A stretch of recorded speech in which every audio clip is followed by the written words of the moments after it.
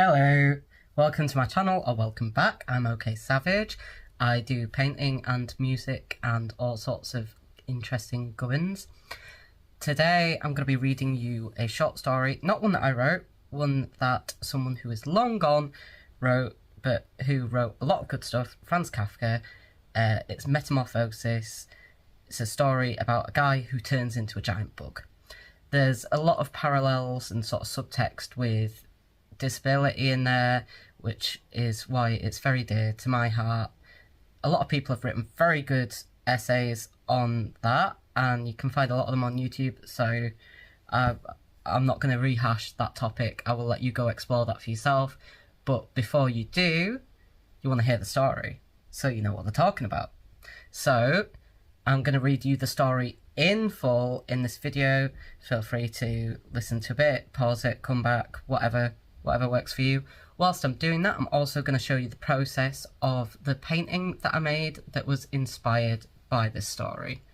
So yeah, without further ado. One morning, when Gregor Samsa awoke from troubled dreams, he found himself transformed in his bed into a horrible vermin. He lay on his armour-like back, and, if he lifted his head a little, he could see his brown belly slightly domed and divided by arches into stiff sections. The bedding was hardly able to cover it, and seemed ready to slide off any moment. His many legs, pitifully thin compared with the size of the rest of him, waved about helplessly as he looked. "What's happened to me?" he thought. It wasn't a dream. His room, a proper human room, although a little too small, lay peacefully between its four familiar walls. A collection of textile samples lay spread out on the table. Samsa was a travelling salesman, and above it there hung a picture that he had recently cut out of an illustrated magazine and housed in a nice gilded frame. It showed a lady fitted out in a fur hat and fur boa, who sat upright, raising a heavy fur muff that covered the whole of her lower arm toward the viewer. Gregor then turned to look out the window at the dull weather. Drops of rain could be heard hitting the pane, which made him feel quite sad. "How about if I sleep a little bit longer and forget all this nonsense?" he thought. But that was something he was unable to do, because he was used to sleeping on his right, and, in his present state, couldn't get into that position. However hard he threw himself onto his right, he always rolled back to where he was. He must have tried it 100 times, shut his eyes so that he wouldn't have to look at the floundering legs, and only stopped when he began to feel a mild, dull pain there that he had never felt before. "Oh God," he thought, "what a strenuous career it is that I've chosen. Travelling day in and day out. Doing business like this takes much more effort than doing your own business at home. And on top of that, there's the curse of travelling, worries about making train connections, bad and irregular food, contact with different people all the time so that you can never get to know anyone or become friendly with them. It can all go to hell." He felt a slight itch up on his belly, pushed himself slowly up on his back towards the headboard so that he could lift his head better, found where the itch was, and saw that it was covered with lots of little white spots, which he didn't know what to make of. And when he tried to feel the place with one of his legs, he drew it quickly back, because as soon as he touched it, he was overcome by a cold shudder. He slid back into his former position. "Getting up early all the time," he thought. "It makes you stupid. You've got to get enough sleep. Other travelling salesmen live a life of luxury. For instance, whenever I go back to the guest house during the morning to copy out the contract, these gentlemen are always sitting there eating their breakfasts. I ought to just try that with my boss. Get kicked out on the spot. But who knows, maybe that would be the best thing for me. If I didn't have my parents to think about, I'd have given him my notice a long time ago. I'd have gone up to the boss and told him just what I think. Tell him everything, I would. Let him know just what I feel. He'd fall right off his desk. And it's a funny sort of business to be sitting up there at your desk, talking down at your subordinates from up there, especially when you have to go right up close because the boss is hard of hearing. Well, there's still some hope. Once I've got the money together to pay off my parents' debt to him, another 5 or 6 years, I suppose, that's definitely what I'll do. That's when I'll make the big change. First of all, though, I've got to get up. My train leaves at 5. And he looked over at the alarm clock, ticking on the chest of drawers. God in heaven, he thought. It was 6:30, and the hands were quietly moving forwards. It was even later than 7:30, more like 7:15. Had the alarm clock not rung? He could see from the bed that it had been set for 4 o'clock, as it should have been. It certainly must have rung. Yes, but was it possible to quietly sleep through that furniture-rattling noise? True, he had not slept peacefully, but probably all the more deeply because of that. What should he do now? The next train went at 7. If he were to catch that, he would have to rush like mad, and the collection of samples was still not packed. And he did not at all feel particularly fresh and lively. And even if he did catch the train, he would not avoid his boss's anger, as the office assistant would have been there to see the 5 o'clock train go. He would have put in his report about Gregor's not being there a long time ago. The office assistant was the boss's man, spineless, and with no understanding. What about if he reported sick? But that would be extremely strained and suspicious, as in 5 years of service, Gregor had never once yet been ill. His boss would certainly come round with the doctor from the medical insurance company, accuse his parents of having a lazy son, and accept the doctor's recommendation not to make any claim, as the doctor believed that no one was ever ill, but that many were work-shy. And what's more, would he have been entirely wrong in this case? Gregor did, in fact, apart from excessive sleepiness after sleeping for so long, feel completely well, and even felt much hungrier than usual. He was still hurriedly thinking all this through, unable to decide to get out of the bed, when the clock struck 7:15. There was a cautious knock at the door near his head. "Gregor," somebody called. It was his mother. "It's 7:45. Didn't you want to go somewhere?" That gentle voice. Gregor was shocked when he heard his own voice answering. It could hardly be recognised as a voice he had had before. As if from deep inside him, there was a painful and uncontrollable squeaking mixed in with it. The words could be made out at first, but then there was a sort of echo which made them unclear, leaving the hearer unsure whether he had heard properly or not. Gregor had wanted to give a full answer and explain everything, but, in the circumstances, contented himself with saying, "Yes, Mother, yes, thank you. I'm getting up now." The change in Gregor's voice probably could not be noticed outside through the wooden door, as his mother was satisfied with this explanation and shuffled away. But this short conversation made the other members of the family aware that Gregor, against their expectations, was still at home, and soon his father came knocking at one of the side doors, gently, but with his fist. "Gregor! Gregor!" he called. "What's wrong?" And after a short while he called again, with a warning deepness in his voice. "Gregor! Gregor!" At the other side of the door his sister came plaintively. "Gregor, aren't you well? Do you need anything?" Gregor answered to both sides. "I'm ready now," making an effort to remove all the strangeness from his voice by enunciating very carefully and putting long pauses between each individual word. His father went back to his breakfast, but his sister whispered, "Gregor, open the door, I beg of you." Gregor, however, had no thought of opening the door, and instead congratulated himself for his cautious habit, acquired from travelling, of locking all doors at night, even when he was at home. The first thing he wanted to do was to get up in peace without being disturbed, to get dressed, and most of all to have his breakfast. Only then would he consider what to do next, as he was well aware that he would not bring his thoughts to any sensible conclusions by lying in bed. He did not have the slightest doubt that the change in his voice was nothing more than the first sign of a serious cold, which was an occupational hazard for travelling salesmen. It was a simple matter to throw off the covers. He only had to blow himself up a little, and they fell off by themselves. But it became difficult after that, especially as he was so exceptionally broad. He would have used his arms and his hands to push himself up, but instead of them, he only had all these little legs, continuously moving in different directions and, which he was moreover, unable to control. If he wanted to bend one of them, then that was the first one that would stretch itself out, and if he finally managed to do what he wanted with that leg, all the others seemed to be set free and would move about painfully. This is something that can't be done in bed, Gregor said to himself. So don't keep trying to do it.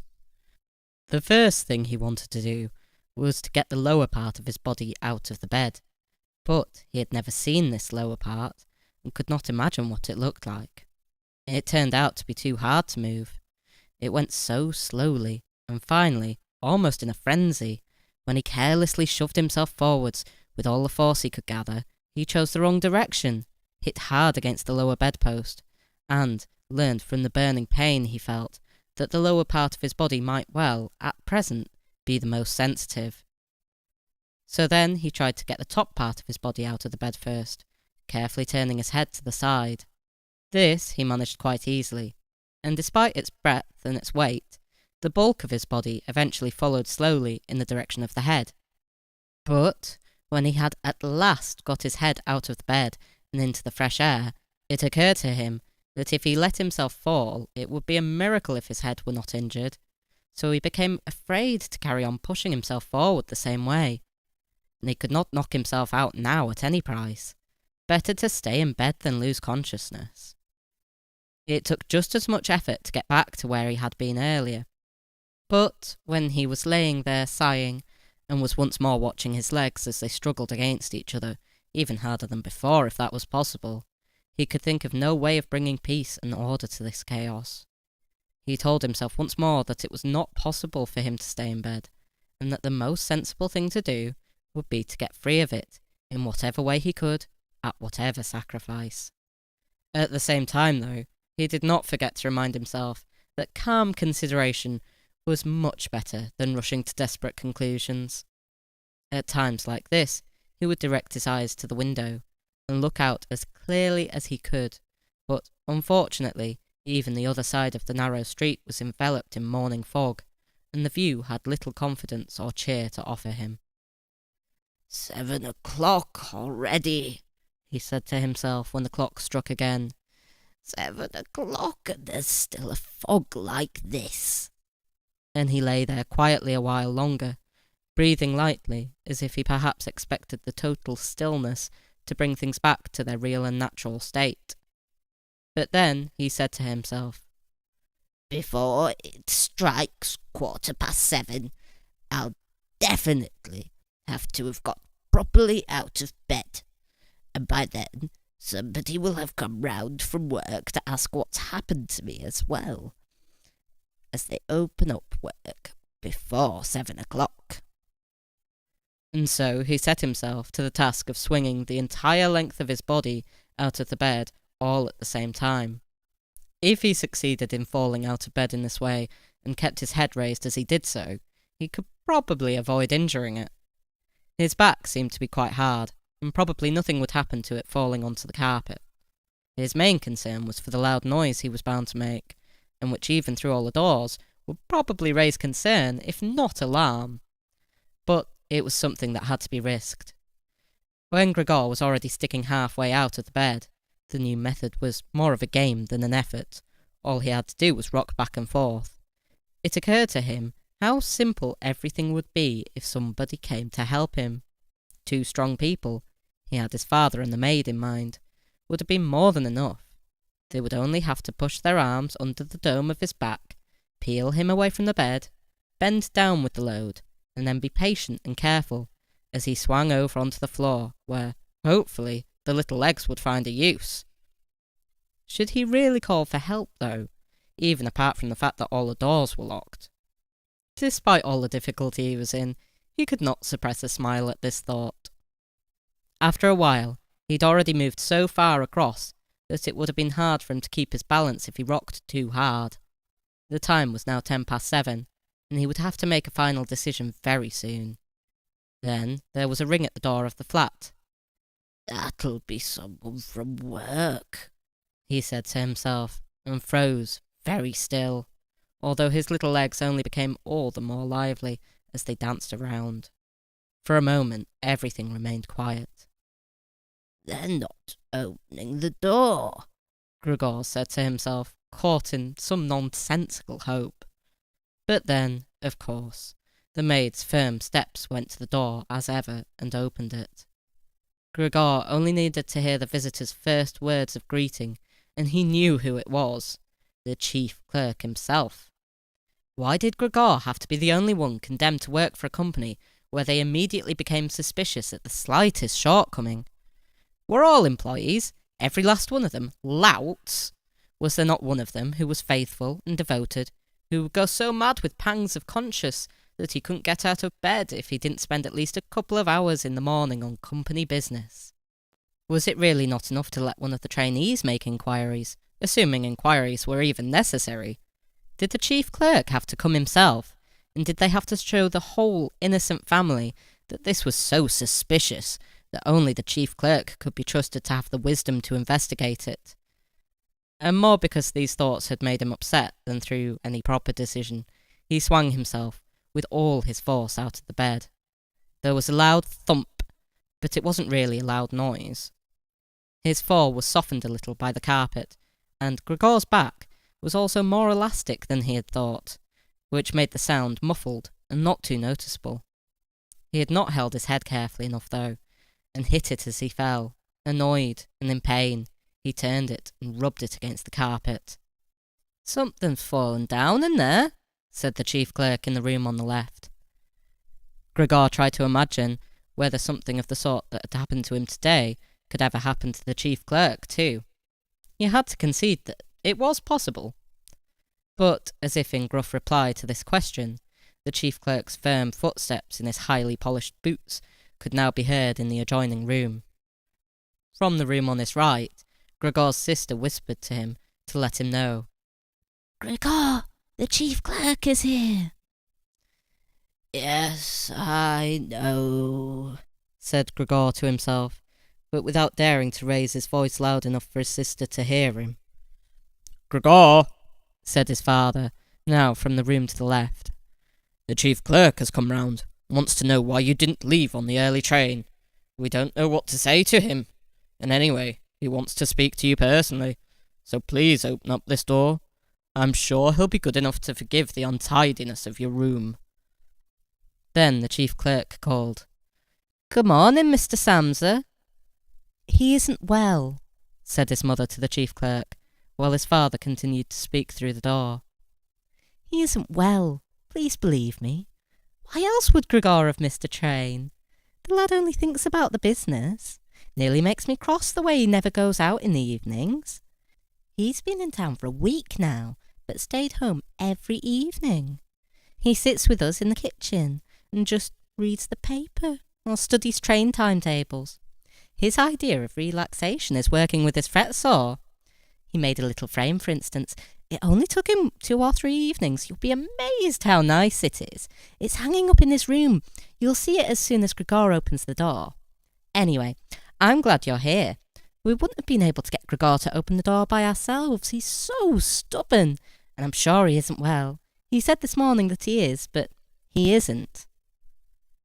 "I'll be there in a moment," said Gregor slowly and thoughtfully, but without moving, so that he would not miss any word of the conversation. "Well, I can't think of any other way of explaining it, Mrs. Samsa," said the chief clerk. "I hope it's nothing serious, but, on the other hand, I must say that if we people in commerce ever become slightly unwell, then, fortunately or unfortunately as you like, we simply have to overcome it, because of business considerations." "Can the chief clerk come in to see you now, then?"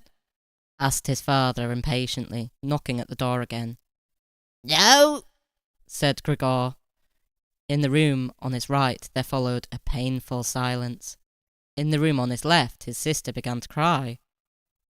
So why did his sister not go and join the others? She'd probably only just got up, and not even begun to get dressed. why was she crying? Was it because he had not got up and had not let the chief clerk in? Because he was in danger of losing his job, and if that happened, his boss would once more pursue their parents with the same demands as before? There was no need to worry about things like that yet. Gregor was still there, and had not the slightest intention of abandoning his family. For the time being, he just lay there on the carpet, and no one who knew the condition he was in would seriously have expected him to let the chief clerk in. It was only a minor discourtesy, and a suitable excuse could easily be found for it later on. It was not something for which Gregor could be sacked on the spot, and it seemed to Gregor much more sensible to leave him now in peace instead of disturbing him with talking at him and crying. But the others didn't know what was happening. They were worried. That would excuse their behaviour. The chief clerk now raised his voice. "Mr. Samsa," he called to him, "what is wrong? You barricade yourself in your room, give us no more than yes or no for an answer. You're causing serious and unnecessary concern to your parents, and you fail, and I mention this just by the way, you fail to carry out your business duties in a way that is quite unheard of. I'm speaking here on behalf of your parents and of your employer, and really must request a clear and immediate explanation. I am astonished, quite astonished. I thought I knew you as a calm and sensible person, and now you suddenly seem to be showing off with peculiar whims.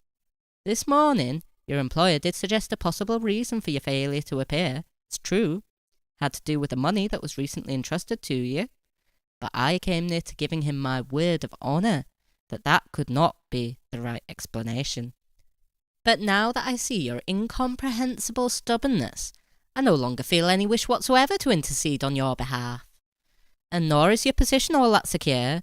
I had originally intended to say all this to you in private, but since you caused me to waste my time here for no good reason, I don't see why your parents should not also learn of it. Your turnover has been very unsatisfactory of late. I grant you, it's not the time of year to do especially good business. We recognise that. But there simply is no time of year to do no business at all, Mr. Samsa. We cannot allow there to be. But, sir, called Gregor, beside himself and forgetting all else in the excitement. I'll open up immediately. Just a moment. I'm slightly unwell. An attack of dizziness. I haven't been able to get up. I'm still in bed now. I'm quite fresh again now, though. I'm just getting out of bed. Just a moment. Be patient. It's not quite as easy as I thought. I'm quite all right now, though.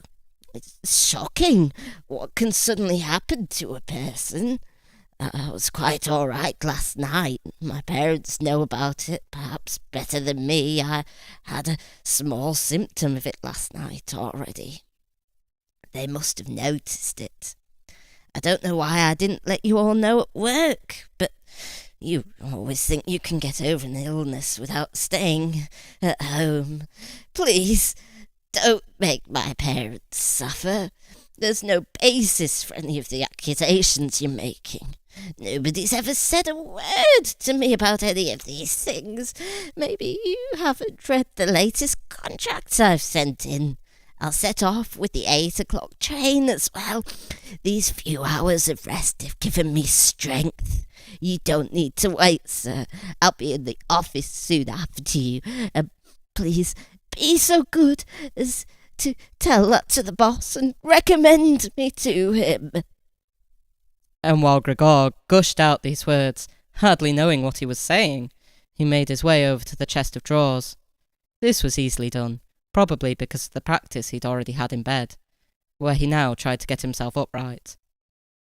He really did want to open the door, really did want to let them see him, and to speak with the chief clerk. The others were being so insistent, and he was curious to learn what they would say when they caught sight of him. If they were shocked, then it would no longer be Gregor's responsibility, and he could rest. If, however, they took everything calmly, he would still have no reason to be upset, and if he hurried, he really could be at the station for 8 o'clock. The first few times he tried to climb up on the smooth chest of drawers, He just slid down again, but he finally gave himself one last swing and stood there upright. The lower part of his body was in serious pain, but he no longer gave any attention to it. Now he let himself fall against the back of a nearby chair and held tightly to the edges of it with his little legs.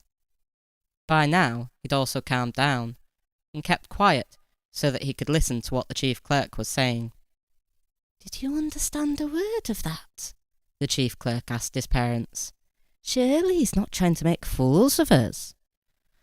"Oh, God!" called his mother, who was already in tears.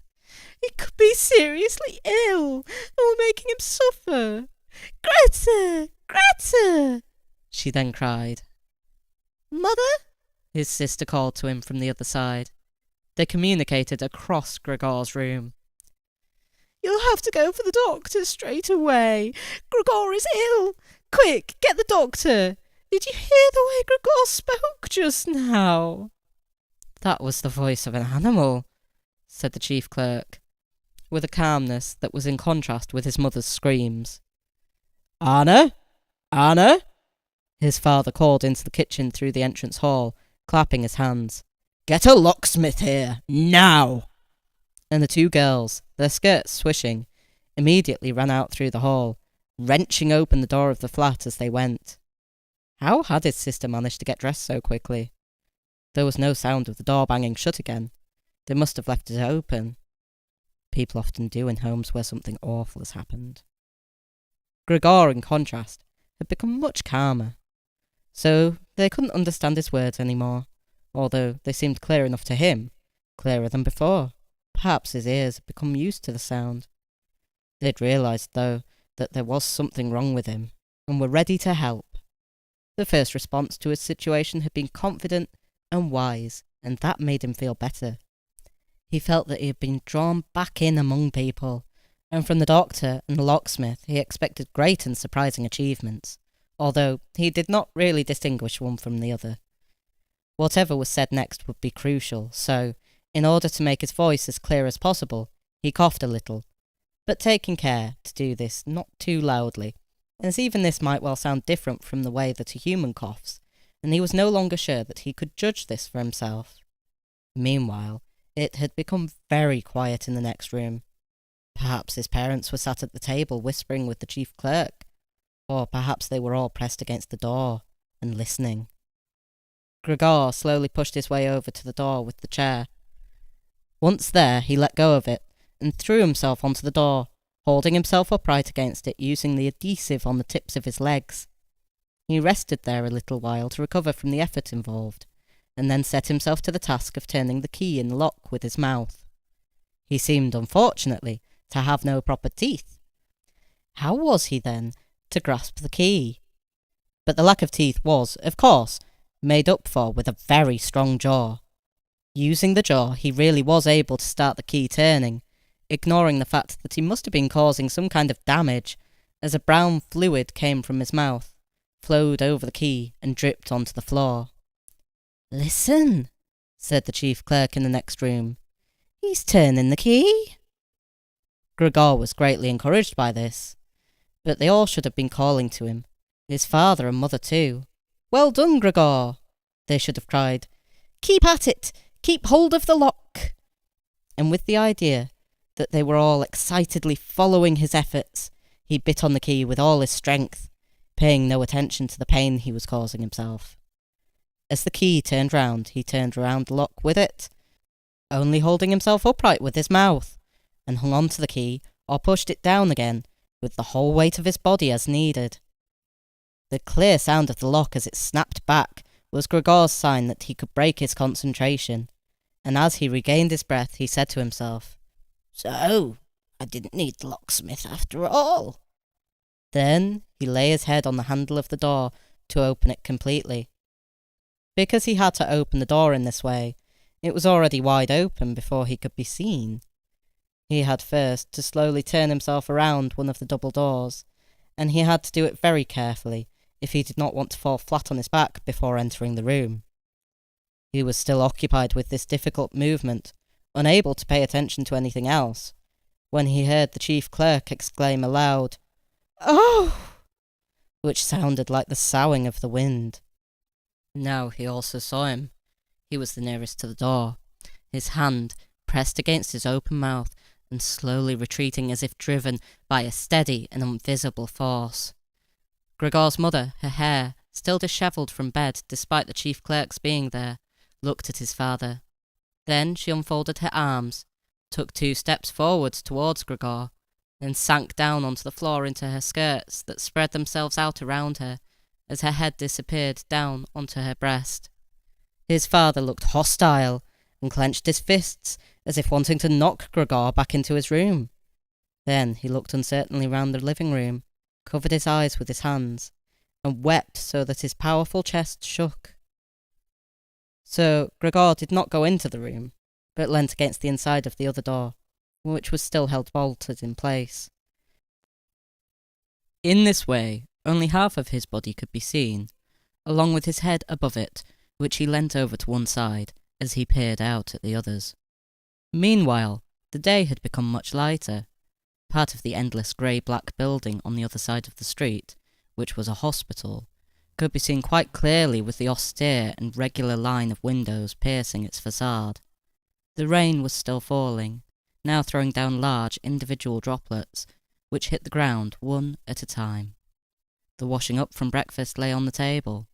There was so much of it because, for Gregor's father, breakfast was the most important meal of the day, and he would stretch it out for several hours as he sat reading a number of different newspapers. On the wall exactly opposite there was a photograph of Gregor when he was a lieutenant in the army, his sword in his hand and a carefree smile on his face as he called forth respect for his uniform and bearing. The door to the entrance hall was open, and as the front door of the flat was also open, he could see onto the landing and the stairs where they began their way down below. "Now then," said Gregor, well aware that he was the only one to have kept calm.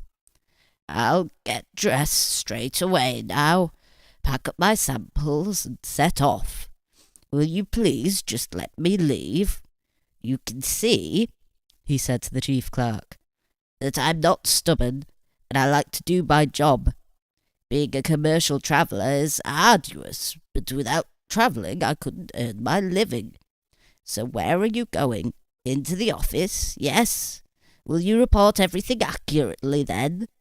It's quite possible for someone to be temporarily unable to work, but that's just the right time to remember what's been achieved in the past, and consider that later on, once the difficulty has been removed, he will certainly work with all the more diligence and concentration. You're well aware that I'm seriously in debt to our employer, as well as having to look after my parents and my sister, so that I'm trapped in a difficult situation. But I will work my way out of it again. Please don't make things any harder for me than they are already. Don't take sides against me at the office. I know that nobody likes the travellers. They think we earn an enormous wage, as well as having a soft time of it. That's just prejudice, but they have no particular reason to think better of it. But you, sir, you have a better overview than the rest of the staff. In fact, if I can say this in confidence, a better overview than the boss himself. It's very easy for a businessman like him to make mistakes about his employees and judge them more harshly than he should. And you're also well aware that we travellers spend almost the whole year away from the office, so that we can very easily fall victim to gossip and chance and groundless complaints, and it's almost impossible to defend yourself from that sort of thing. We don't usually even hear about them, or if at all, it's when we arrive back home exhausted from a trip, and that's when we feel the harmful effects of what's been going on without even knowing what caused them. Please don't go away. At least first say something to show that you grant that I'm at least partly right." But the chief clerk had turned away as soon as Gregor had started to speak, and, with protruding lips, only stared back at him over his trembling shoulders as he left. He did not keep still for a moment while Gregor was speaking, but moved steadily towards the door without taking his eyes off him. He moved very gradually, as if there had been some secret prohibition on leaving the room. It was only when he had reached the entrance hall that he made a sudden movement, drew his foot from the living room, and rushed forward in a panic. In the hall, he stretched his right hand far out towards the stairway, as if out there was some supernatural force waiting to save him. Gregor realised that it was out of the question to let the chief clerk go away in this mood if his position in the firm was not to be put in extreme danger. That was something his parents did not understand very well. Over the years, they had become convinced that this job would provide for Gregor for his entire life, and besides, they had so much to worry about at present that they had lost sight of any thought for the future. Gregor, though, did think about the future. The chief clerk had to be held back, calmed down, convinced, and finally won over. The future of Gregor and his family depended on it. If only his sister were here. She was clever. She was already in tears while Gregor was still lying peacefully on his back. And the chief clerk was a lover of women. Surely she could persuade him. She would close the front door in the entrance hall and talk him out of his shocked state. But his sister was not there. Gregor would have to do the job himself. And without considering that he still was not familiar with how well he could move about in his present state, or that his speech still might not, or probably would not, be understood, he let go of the door, pushed himself through the opening, tried to reach the chief clerk on the landing, who, ridiculously, was holding onto the banister with both hands. But Gregor fell immediately over, and, with a little scream as he sought something to hold on to, landed on his numerous little legs. Hardly had that happened, than, for the first time that day, he began to feel all right with his body. The little legs had the solid ground under them. To his pleasure, they did exactly as he told them. They were even making the effort to carry him where he wanted to go, and he was soon believing that all his sorrows would soon be finally at an end. He held back the urge to move, but swayed from side to side as he crouched there on the floor. His mother was not far away in front of him, and seemed, at first, quite engrossed in herself. But then she suddenly jumped up with her arms outstretched and her fingers spread, shouting, "Help! For pity's sake, help!" The way she held her head suggested she wanted to see Gregor better, but the unthinking way she was hurrying backwards showed that she did not. She had forgotten that the table was behind her with all the breakfast things on it. When she reached the table, she sat quickly down on it, without knowing what she was doing, without even seeming to notice that the coffee pot had been knocked over and a gush of coffee was pouring down onto the carpet. "Mother, mother," said Gregor gently, looking up at her. He'd completely forgotten the chief clerk for the moment, but could not help himself snapping in the air with his jaws at the sight of the flow of the coffee. That set his mother screaming anew. She fled from the table and into the arms of his father as he rushed towards her. Gregor, though, had no time to spare for his parents now. The chief clerk had already reached the stairs, with his chin on the banister. He looked back for the last time. Gregor made a run for him. He wanted to be sure of reaching him. The chief clerk must have expected something, as he leapt down several steps at once and disappeared, his shouts resounding all around the staircase. The flight of the chief clerk seemed, unfortunately, to put Gregor's father into a panic as well. Until then he'd been relatively self-controlled, but now, instead of running after the chief clerk himself, or at least not impeding Gregor as he ran after him, Gregor's father seized the chief clerk's stick in his right hand. The chief clerk had left it behind on a chair, along with his hat and overcoat, picked up a large newspaper from the table with his left, and used them to drive Gregor back into his room, stamping his foot at him as he went. Gregor's appeals to his father were of no help. His appeals were simply not understood. However much he humbly turned his head, his father merely stamped the foot all the harder.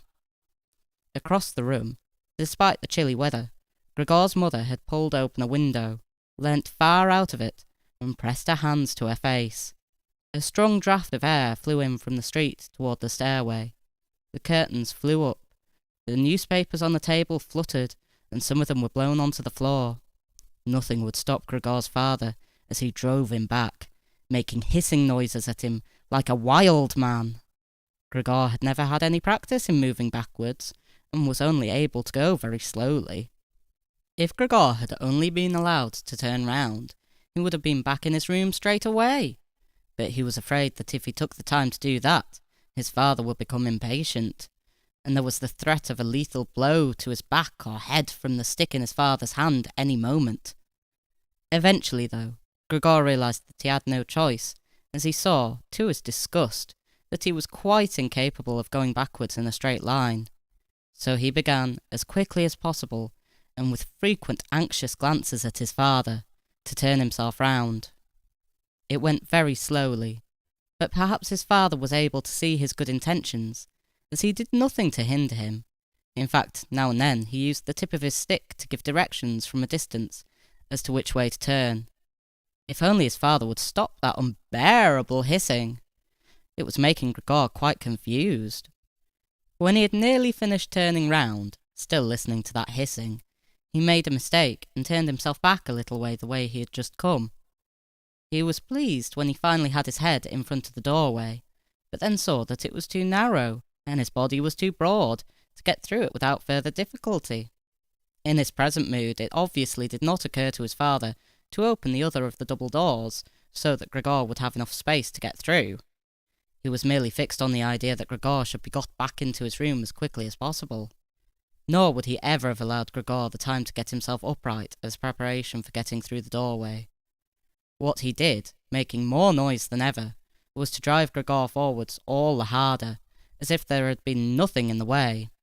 It sounded to Gregor as if there were now more than one father behind him. It was not a pleasant experience, and Gregor pushed himself into the doorway without regard for what might happen. One side of his body lifted itself. He lay at an angle in the doorway, one flank scraped on the white door, and was painfully injured, leaving vile brown flecks on it. Soon he was stuck fast, and would not have been able to move at all by himself. The little legs along one side hung quivering in the air, while those on the other side were pressed painfully against the ground.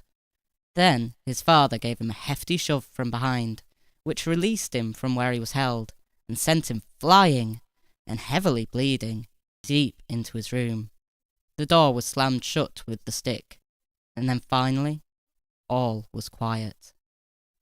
It was not until it was getting dark that evening that Gregor awoke from his deep and coma-like sleep. He would have woken soon afterwards anyway, even if he hadn't been disturbed, as he had had enough sleep and felt fully rested. But he had the impression that some hurried steps and the sound of the door leading into the front room being carefully shut had woken him. The light from the electric street lamps shone palely here and there onto the ceiling and the tops of the furniture, but down below, where Gregor was, it was dark. He pushed himself over to the door, feeling his way clumsily with his antennae, of which he was now beginning to learn the value, in order to see what had been happening there. The whole of his left side seemed like one painfully stretched scar, and he limped badly on his 2 rows of legs. One of the legs had been badly injured in the events of that morning. It was nearly a miracle that only one of them had been, and dragged along lifelessly. It was only when he had reached the door that he realised what it actually was that had drawn him over to it. It was the smell of something to eat. By the door there was a dish filled with sweetened milk, with little pieces of white bread floating in it. He was so pleased he almost laughed, as he had been even hungrier then than he had been that morning, and immediately dipped his head into the milk, nearly covering his eyes with it. But he soon drew his head back in disappointment. Not only did the pain in his tender left side make it difficult to eat the food, he was only able to eat if his whole body worked together as a snuffling whole, but the milk did not taste at all nice. Milk like this was normally his favourite drink, and his sister had certainly left it there for him because of that. But he turned, almost against his own will, away from the dish and crawled back into the centre of the room. Through the crack in the door, Gregor could see that gas had been lit in the living room. His father at this time would normally be sat with his evening paper, reading it out in a loud voice to Gregor's mother, and sometimes to his sister, but there was now not a sound to be heard. Gregor's sister would often write and tell him about this reading, but maybe his father had lost the habit in recent times. It was so quiet all around, too, even though there must have been somebody in the flat. What a quiet life it is the family lead, said Gregor to himself, and, gazing into the darkness, felt a great pride that he was able to provide a life like that in such a nice home for his sister and his parents. But what now, if all this peace and wealth and comfort should come to a horrible and frightening end? That was something that Gregor did not want to think about too much, so he started to move about, crawling up and down the room. Once, during that long evening, the door on one side of the room was opened very slightly and hurriedly closed again. Later on, the door on the other side did the same. It seemed that someone needed to enter the room, but thought better of it. Gregor went and waited immediately by the door, resolved either to bring the timorous visitor into the room in some way, or at least to find out who it was. But the door was opened no more that night, and Gregor waited in vain. The previous morning, while the doors were locked, everyone had wanted to get in there to him, but now that he'd opened up one of the doors, and the other had clearly been unlocked some time during the day, no one came, and the keys were in the other sides. It was not until late at night that the gaslight in the living room was put out, and now it was easy to see that his parents and sister had stayed awake all that time, and they all could be distinctly heard as they went away together on tiptoe. It was clear that no one would come into Gregor's room any more until morning. That gave him plenty of time to think undisturbed about how he would have to rearrange his life. For some reason, the tall, empty room where he was forced to remain made him feel uneasy as he lay there flat on the floor, even though he had been living in it for 5 years. Hardly aware of what he was doing other than a slight feeling of shame, he hurried under the couch. It pressed down on his back a little, and he was no longer able to lift his head, but he nonetheless felt immediately at ease, and his only regret was that his body was too broad to get it all underneath. He spent the whole night there. Some of the time he passed in a light sleep, although he frequently woke from it in alarm because of his hunger, and some of the time was spent in worries and vague hopes which, however, always led to the same conclusion.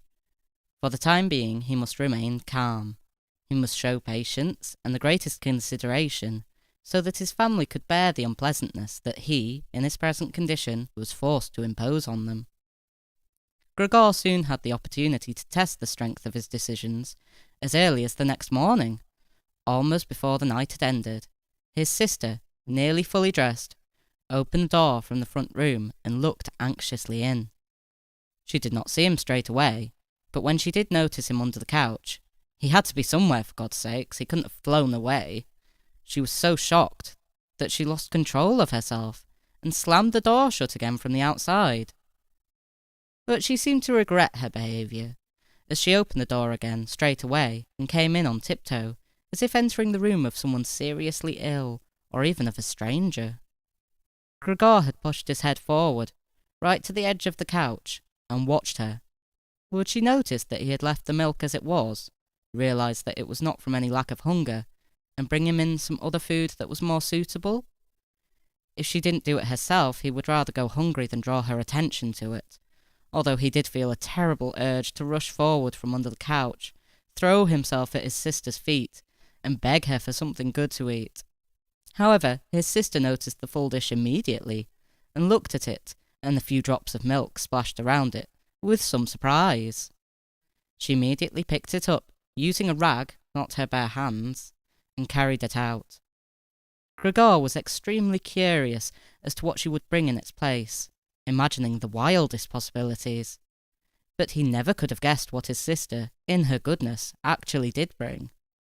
In order to test his taste, she brought him a whole selection of things, all spread out on an old newspaper. There were old half-rotten vegetables, bones from the evening meal covered in white sauce that had gone hard, a few raisins and almonds, some cheese that Gregor had declared inedible 2 days before, a dry roll and some bread spread with butter and salt. As well as all that, she had poured some water into the dish, which had probably been permanently set aside for Gregor's use, and placed it beside them. Then, out of consideration for Gregor's feelings, as she knew that he would not eat in front of her, she hurried out again, and even turned the key in the lock, so that Gregor would know he could make himself as comfortable as he liked. Gregor's little legs whirred. At last he could eat! What's more, his injuries must already have completely healed, as he found no difficulty in moving. This amazed him, as more than a month earlier he had cut his finger slightly with a knife. He thought of how his finger had still hurt the day before yesterday. Am I less sensitive than I used to be then? He thought, and was already sucking greedily at the cheese, which had immediately, almost compellingly, attracted him much more than the other foods on the newspaper. Quickly, one after another, his eyes watering with pleasure, he consumed the cheese, the vegetables, and the sauce. The fresh foods, on the other hand, he didn't like at all, and even dragged the things he did want to eat a little way away from them, because he couldn't stand the smell. Long after he'd finished eating and lay lethargic in the same place, his sister slowly turned the key in the lock as a sign to him that he should withdraw. He was immediately startled, although he had been half asleep, and he hurried back under the couch. But he needed great self-control to stay there, even for the short time that his sister was in the room, as eating so much food had rounded out his body a little, and he could hardly breathe in that narrow space. Half suffocating, he watched with bulging eyes as his sister unself-consciously took a broom and swept up the leftovers, mixing them in with the food he had not even touched at all, as if it could not be used any more. She quickly dropped it all into a bin, closed it with its wooden lid, and carried everything out. She had hardly turned her back before Gregor came out again from under the couch and stretched himself. This was how Gregor received his food each day now, once in the morning while his parents and the maid were still asleep, and the second time after everyone had eaten their meal at midday, as his parents would sleep for a little while then as well, and Gregor's sister would send the maid away on some errand. Gregor's father and mother certainly did not want him to starve either, but perhaps it would have been more than they could stand to have any more experience of his feeding than being told about it, and perhaps his sister wanted to spare them what distress she could, as they were indeed suffering enough. It was impossible for Gregor to find out what they had told the doctor and the locksmith that first morning to get them out of the flat. As nobody could understand him, nobody, not even his sister, thought that he could understand them. So he had to be content to hear his sister's sighs and appeals to the saints as she moved around his room. It was only later, when she had become a little more used to everything. There was, of course, no question of her ever becoming fully used to the situation, that Gregor would sometimes catch a friendly comment, or at least a comment that could be construed as friendly. "He's enjoyed his dinner today," she might say when he had diligently cleared away all the food left for him. Or if he had left most of it, which slowly became more and more frequent, she would often say, sadly, "Now everything's just been left there again." Although Gregor wasn't able to hear any news directly, he did listen to much of what was said in the next rooms, and whenever he heard anyone speaking, he would scurry straight to the appropriate door and press his whole body against it. There was seldom any conversation, especially at first, that was not about him in some way, even if only in secret.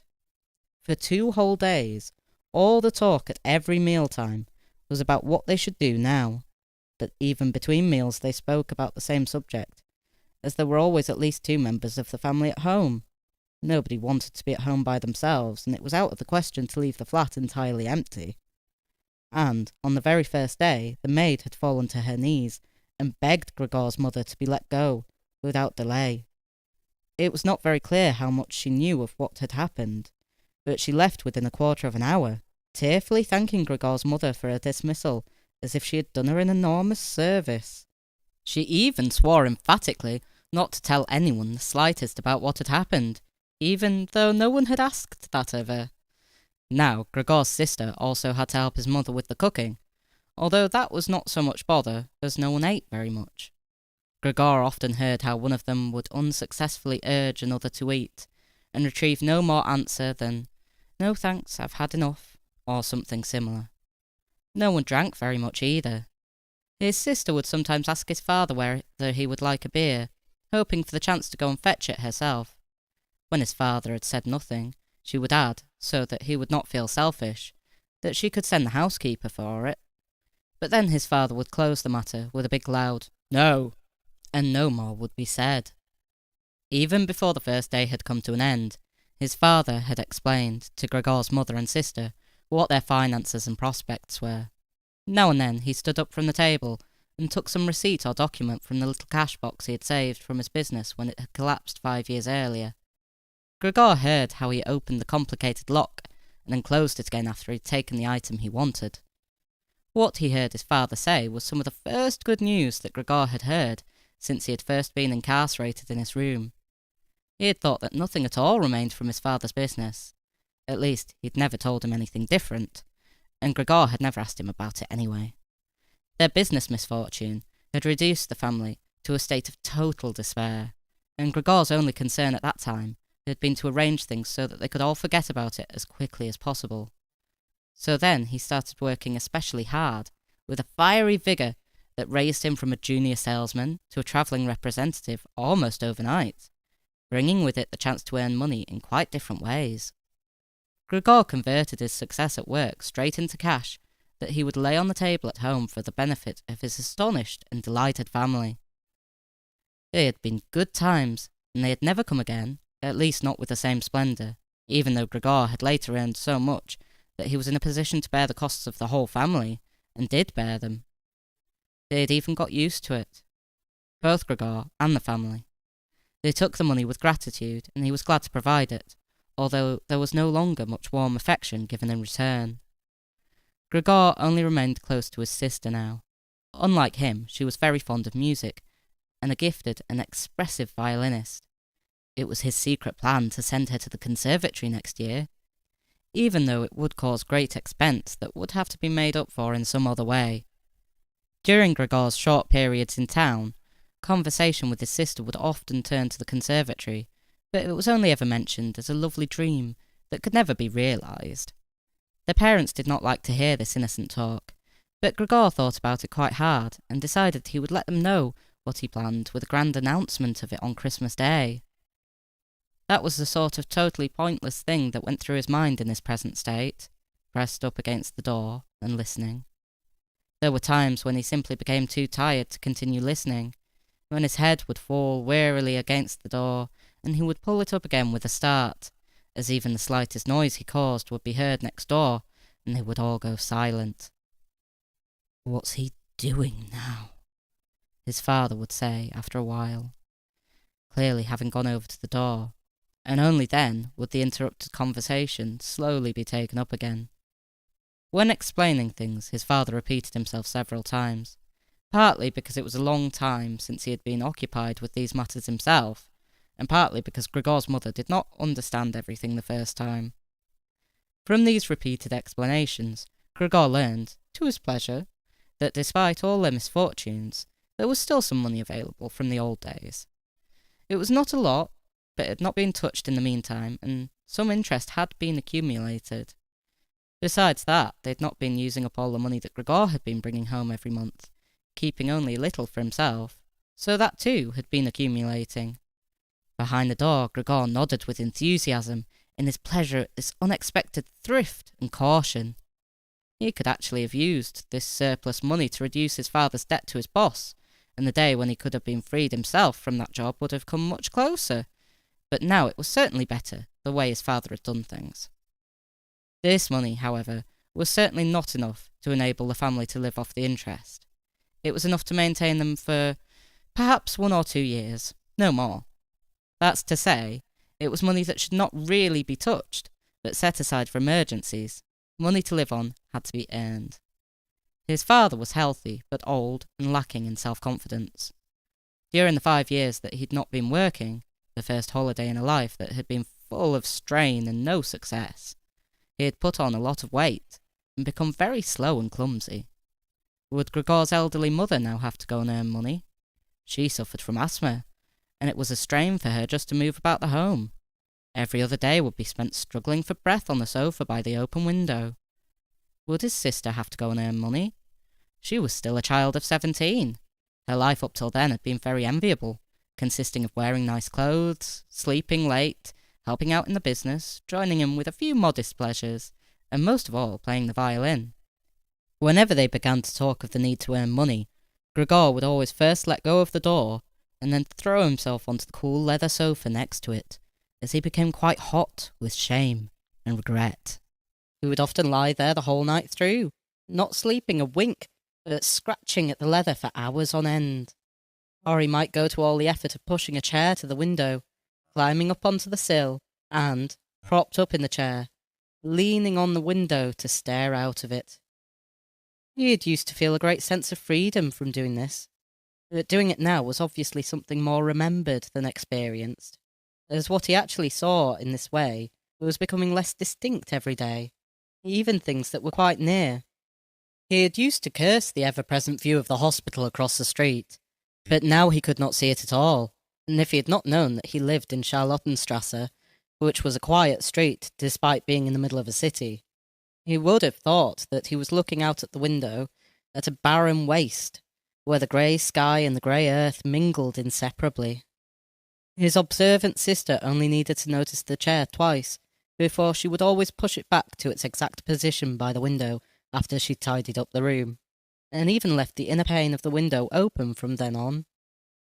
If Gregor had only been able to speak to his sister and thank her for all that she had to do for him, it would have been easier for him to bear it.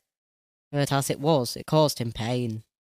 His sister, naturally, tried as far as possible to pretend there was nothing burdensome about it, and the longer it went on, of course, the better she was able to do so. But as time went by, Gregor was also able to see through it all so much better. It had even become very unpleasant for him now, whenever she entered the room. No sooner had she come in than she would quickly close the door as a precaution, so that no one would have to suffer the view into Gregor's room. Then she would go straight to the window and pull it hurriedly open, almost as if she was suffocating. Even if it was cold, she would stay at the window, breathing deeply for a little while. She would alarm Gregor twice a day with this running about and noise-making.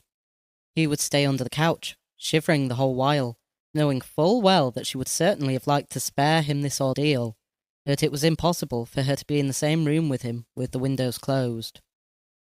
One day, about a month after Gregor's transformation, when his sister no longer had any particular reason to be shocked at his appearance, she came into the room a little earlier than usual, and found him still staring out the window, motionless, and just where he would be most horrible. In itself, his sister's not coming into the room would have been no surprise for Gregor, as it would have been difficult for her to immediately open the window while he was still there. But not only did she not come in, she went straight back and closed the door behind her. A stranger would have thought he had threatened her and tried to bite her. Gregor went straight to hide himself under the couch, of course, but he had to wait until midday before his sister came back, and she seemed much more uneasy than usual.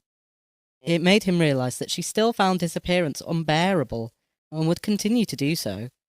She probably even had to overcome the urge to flee when she saw the little bit of him that protruded from under the couch. One day, in order to spare her even this sight, he spent 4 hours carrying the bedsheet over to the couch on his back, and arranged it so that he was completely covered, and his sister would not be able to see, even if she bent down. If she did not think this sheet was necessary, then all she had to do was take it off again, as it was clear enough that it was no pleasure for Gregor to cut himself off so completely. She left the sheet where it was. Gregor even thought he glimpsed a look of gratitude one time when he carefully looked out from under the sheet to see how his sister liked the new arrangement. For the first 14 days, Gregor's parents could not bring themselves to come into the room to see him. He would often hear them say how they appreciated all the new work his sister was doing, even though, before, they had seen her as a girl who was somewhat useless, and frequently been annoyed with her. But now the two of them, father and mother, would often both wait outside the door of Gregor's room while his sister tidied up in there, and as soon as she went out again, she would have to tell them exactly how everything looked, what Gregor had eaten, how he had behaved this time, and whether, perhaps, any slight improvement could be seen. His mother also wanted to go in and visit Gregor relatively soon, but his father and sister at first persuaded her against it. Gregor listened very closely to all this, and approved fully. Later, though, she had to be held back by force which made her call out, "Let me go and see Gregor! He's my unfortunate son! Can't you understand I have to see him?" And Gregor would think to himself that maybe it would be better if his mother came in. Not every day, of course, but one day a week, perhaps. She could understand everything much better than his sister, who, for all her courage, was still just a child after all, and really might not have had an adult's appreciation of the burdensome job she'd taken on. Gregor's wish to see his mother was soon realised. Out of consideration for his parents, Gregor wanted to avoid being seen at the window during the day. The few square metres of the floor did not give him much room to crawl about. It was hard to just lie quietly through the night. His food soon stopped giving him any pleasure at all, and so, to entertain himself, he got into the habit of crawling up and down the walls and ceiling. He was especially fond of hanging from the ceiling. It was quite different from lying on the floor. He could breathe more freely. His body had a light swing to it. And up there, relaxed and almost happy, it might happen that he would surprise himself by letting go of the ceiling and landing on the floor with a crash. But now, of course, he had far better control of his body than before, and even with a fall as great as that, caused himself no damage. Very soon his sister noticed Gregor's new way of entertaining himself. He had, after all, left traces of the adhesive from his feet as he crawled about, and got it into her head to make it as easy as possible for him by removing the furniture that got in his way, especially the chest of drawers and the desk. Now, this was not something that she would be able to do by herself. She did not dare to ask for help from her father. The 16-year-old maid had carried on bravely since the cook had left, but she certainly would not have helped in this. She had even asked to be allowed to keep the kitchen locked at all times, and never to have to open the door unless it was especially important. So his sister had no choice but to choose some time when Gregor's father was not there, and fetch his mother to help her. As she approached the room, Gregor could hear his mother express her joy, but once at the door she went silent. First, of course, his sister came in, and looked round to see that everything in the room was all right, and only then did she let her mother enter.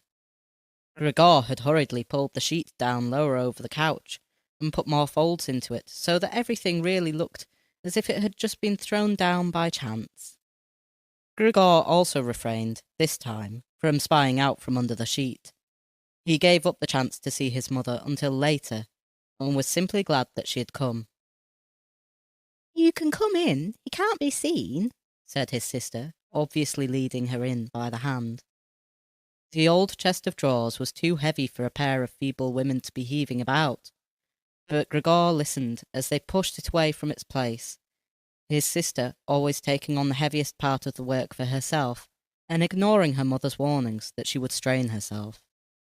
This lasted a very long time. After labouring at it for 15 minutes or more, his mother said it would be better to leave the chest where it was. For one thing, it was too heavy for them to get the job finished before Gregor's father got home, and leaving it in the middle of the room, it would be in his way even more. And for another thing, it wasn't even sure that taking the furniture away would really be any help to him. She thought just the opposite. The sight of the bare walls saddened her right to her heart, and why wouldn't Gregor feel the same way about it? He'd been used to this furniture in his room for a long time, and it would make him feel abandoned to be in an empty room like that. Then, quietly, almost whispering, as if wanting Gregor, whose whereabouts she did not know, to hear not even the tone of her voice, as if she was convinced that he did not understand her words, she added, "And by taking the furniture away, won't it seem like we're showing that we've given up all hope of improvement, and we're abandoning him to cope for himself? I think it'd be best to leave the room exactly the way it was before, so that when Gregor comes back to us again, we'll find everything unchanged, and he'll be able to forget the time in between all the easier."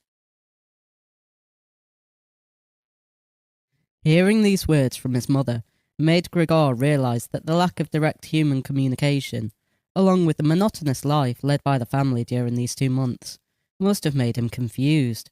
He could think of no other way of explaining to himself why he had seriously wanted his room emptied out. Had he really wanted to transform his room into a cave?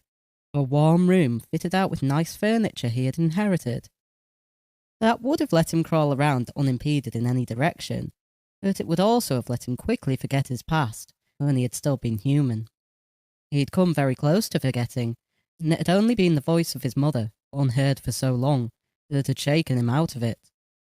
Nothing should be removed. Everything had to stay. He could not do without the good influence the furniture had on his condition, and if the furniture made it difficult for him to crawl about mindlessly, that was not a loss, but a great advantage. His sister, unfortunately, did not agree. She had become used to the idea, not without reason, that she was Gregor's spokesman to his parents about the things that concerned him.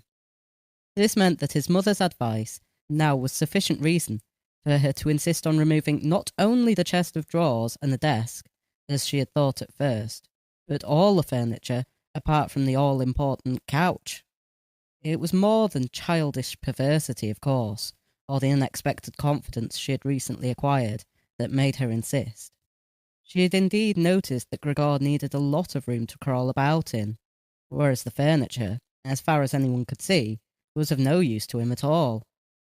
Girls of that age, though, do become enthusiastic about things and feel they must get their way whenever they can. Perhaps this was what tempted Greta to make Gregor's situation seem even more shocking than it was, so that she could do even more for him. Greta would probably be the only one who would dare enter a room dominated by Gregor crawling about the bare walls by himself. So she refused to let her mother dissuade her. Gregor's mother already looked uneasy in his room.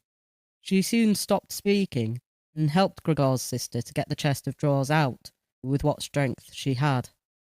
The chest of drawers was something that Gregor could do without if he had to, but the writing desk had to stay.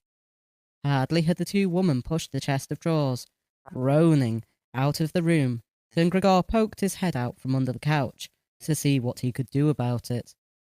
He meant to be as careful and considerate as he could, but unfortunately, it was his mother who came back first, while Greta in the next room had her arms round the chest, pushing and pulling it from side to side by herself, without, of course, moving it an inch. His mother was not used to the sight of Gregor.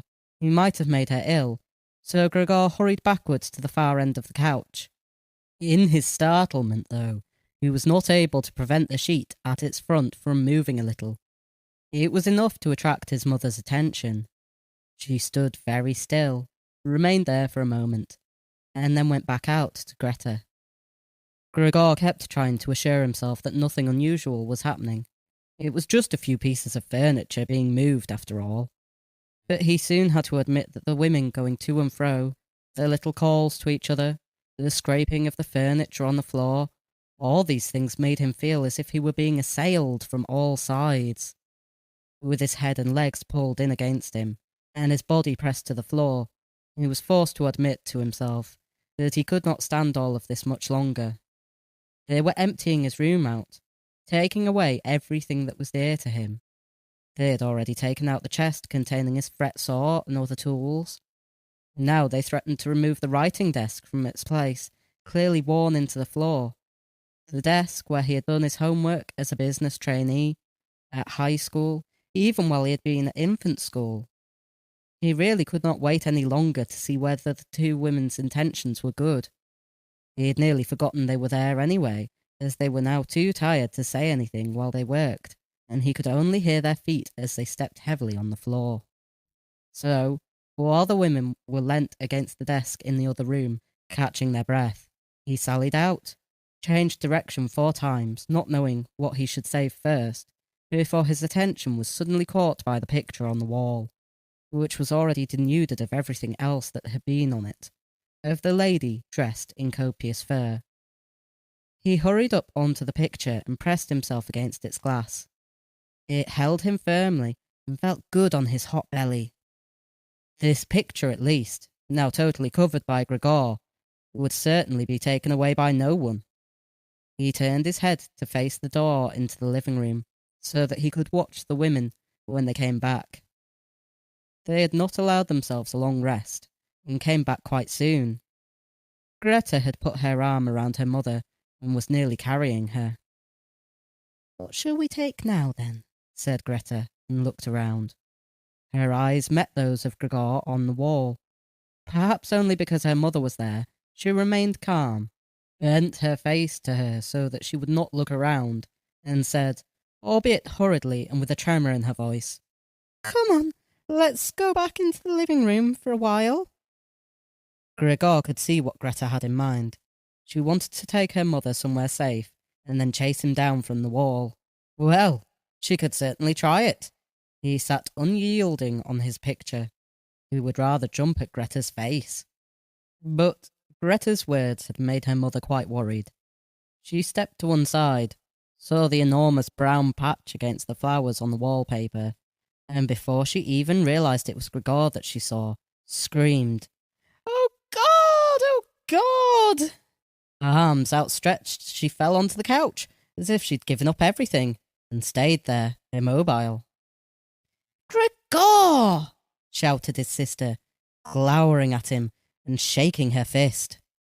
That was the first word she had spoken to him directly since his transformation. She ran into the other room to fetch some kind of smelling salts to bring her mother out of her faint. Gregor wanted to help too. He could save his picture later, although he stuck fast to the glass and had to pull himself off by force. Then he too ran into the next room as if he could advise his sister like in the old days. But he had to just stand behind her doing nothing. She was looking into various bottles. He startled her when she turned around. A bottle fell to the ground and broke.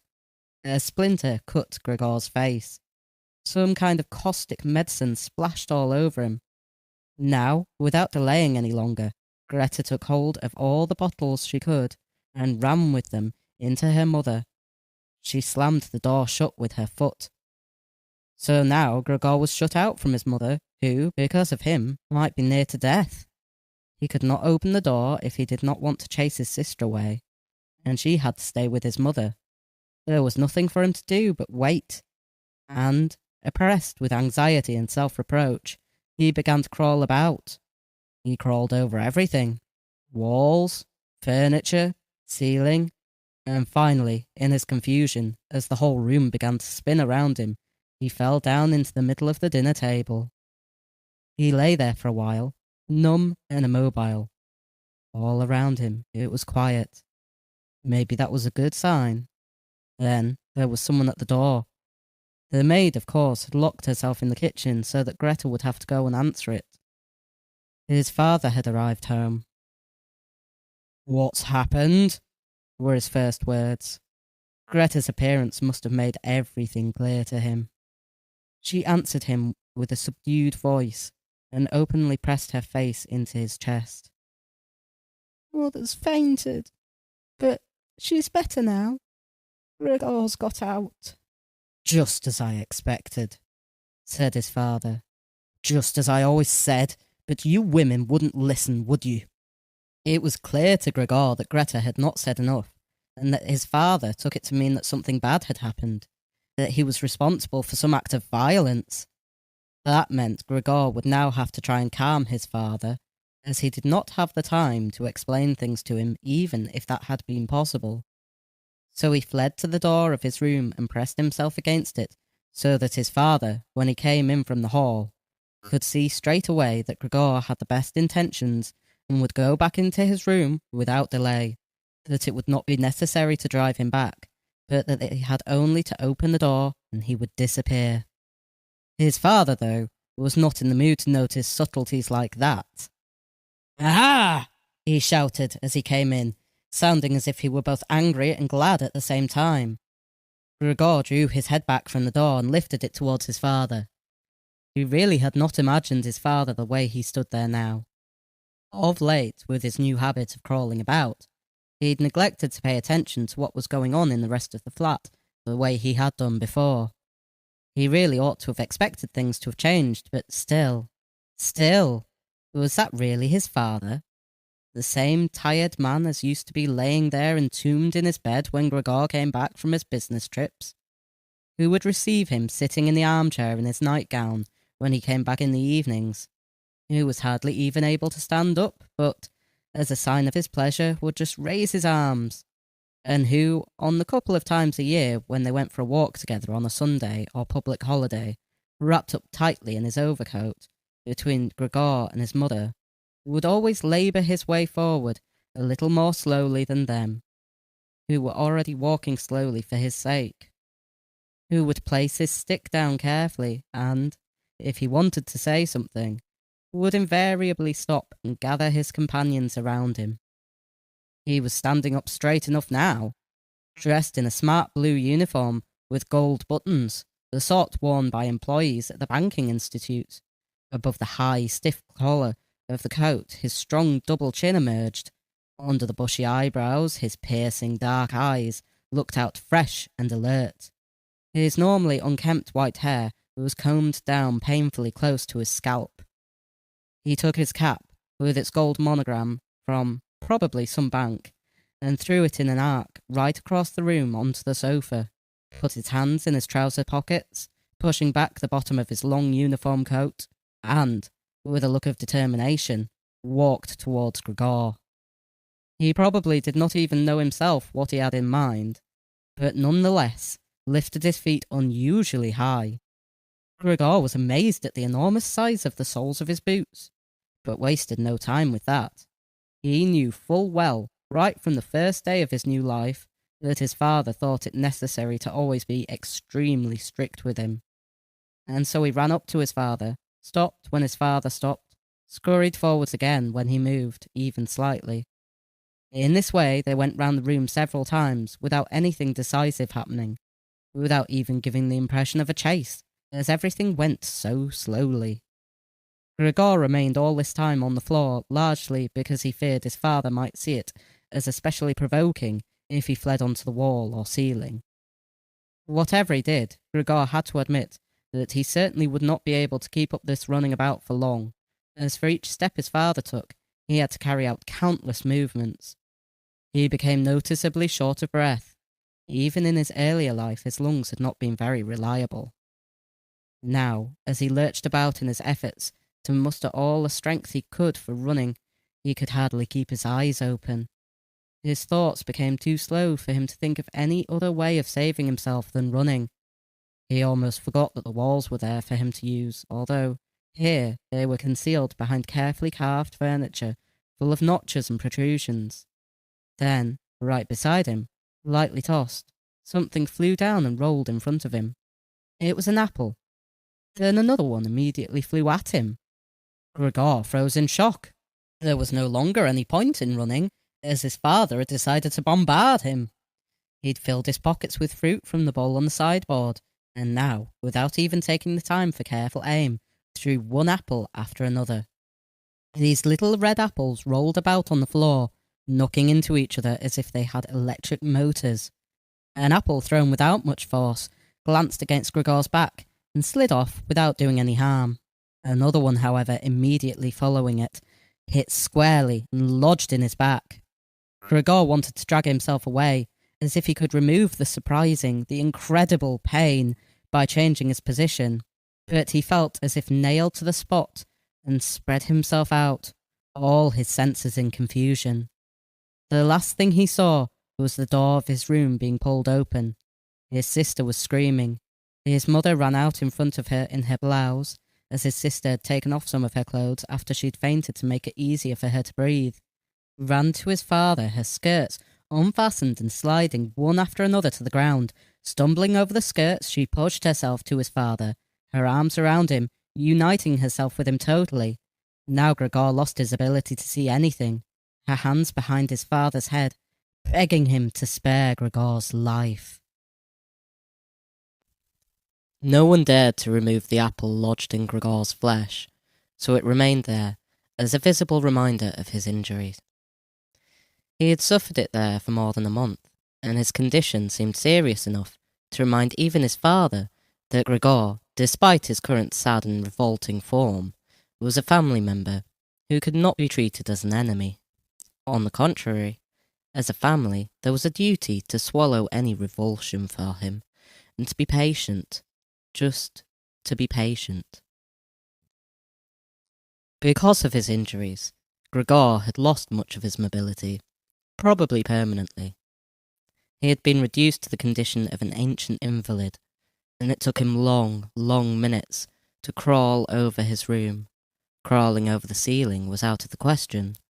But this deterioration in his condition was fully, in his opinion, made up for by the door to the living room being left open every evening.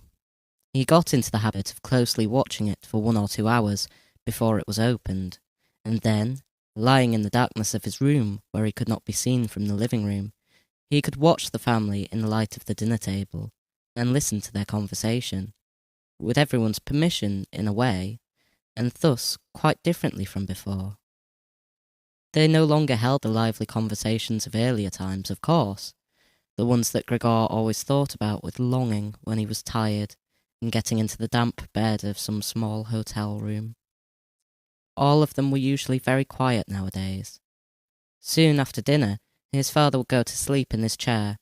His mother and sister would urge each other to be quiet. His mother, bent deeply under the lamp, would sew fancy underwear for a fashion shop. His sister, who had taken a sales job, learned shorthand and French in the evenings, so that she might be able to get a better position later on.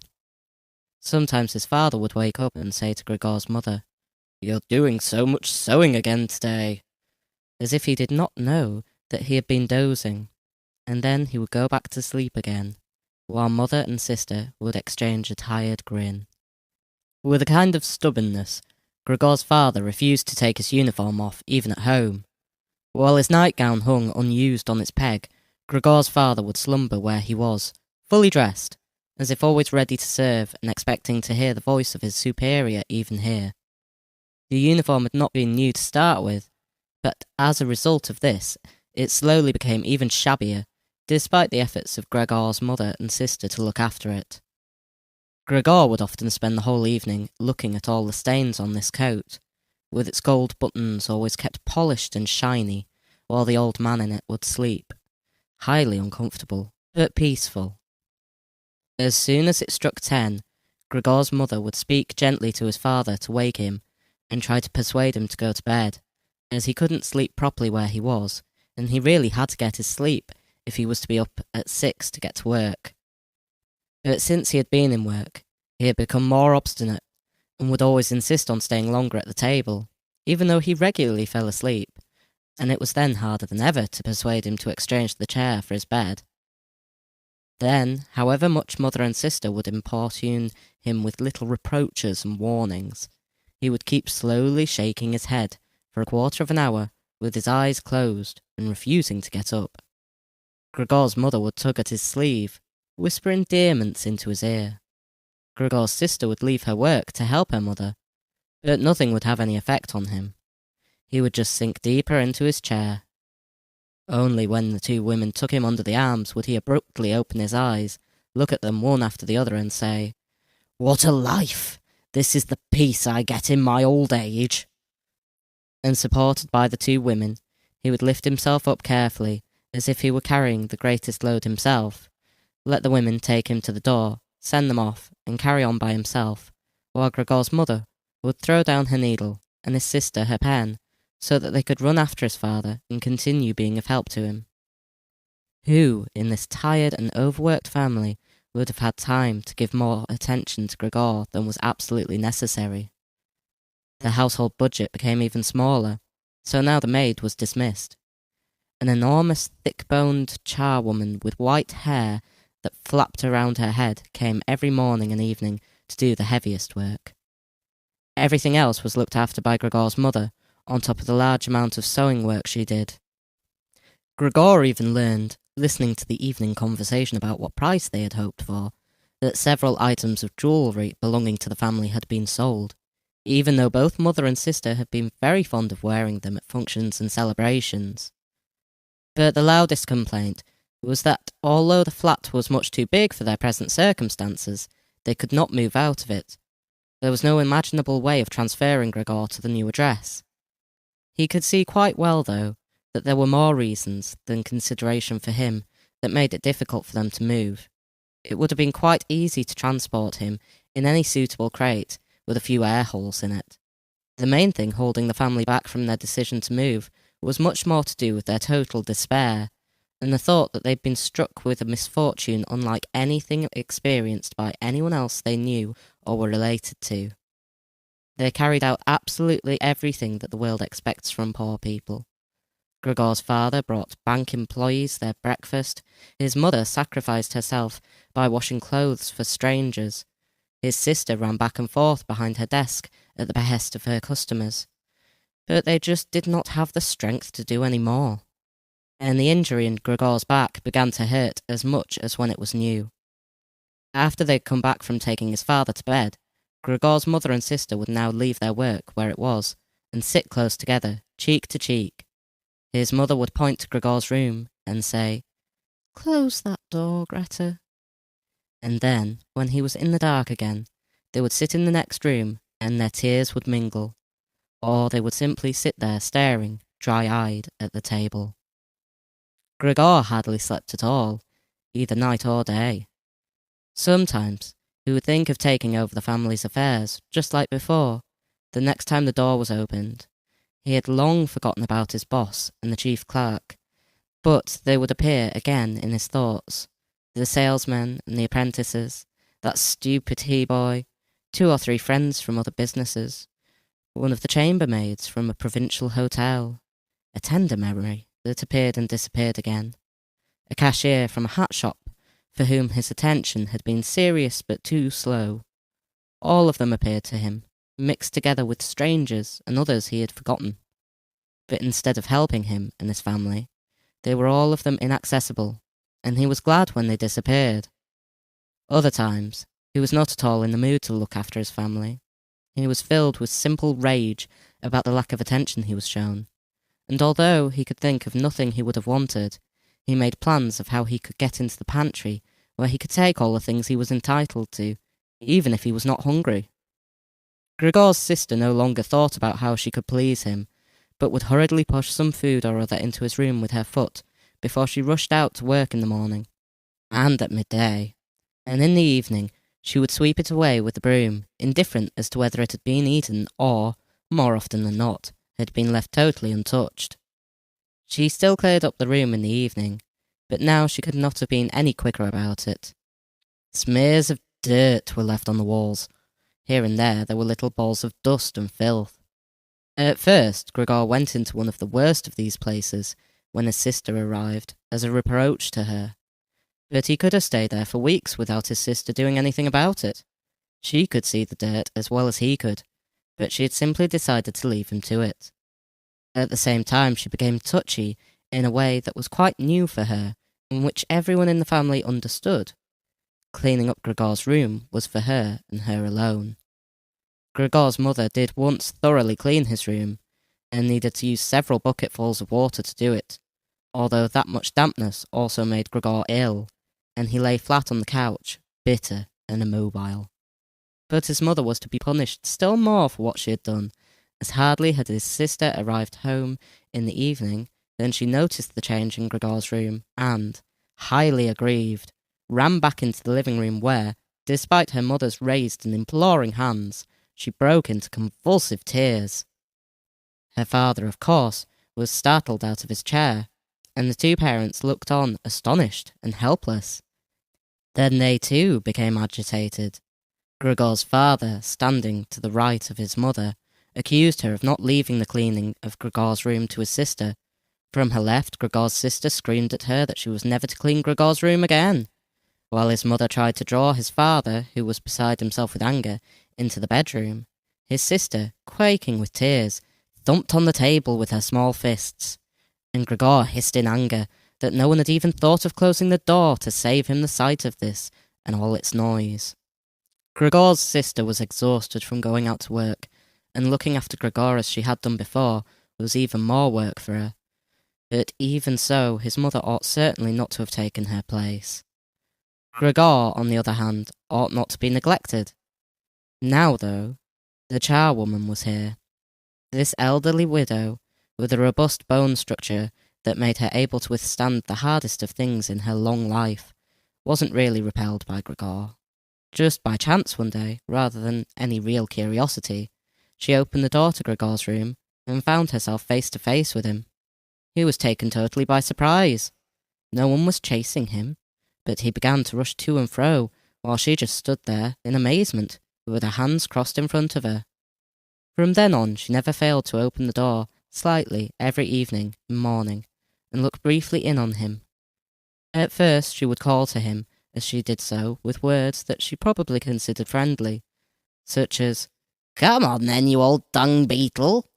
or Look at the old dung beetle there."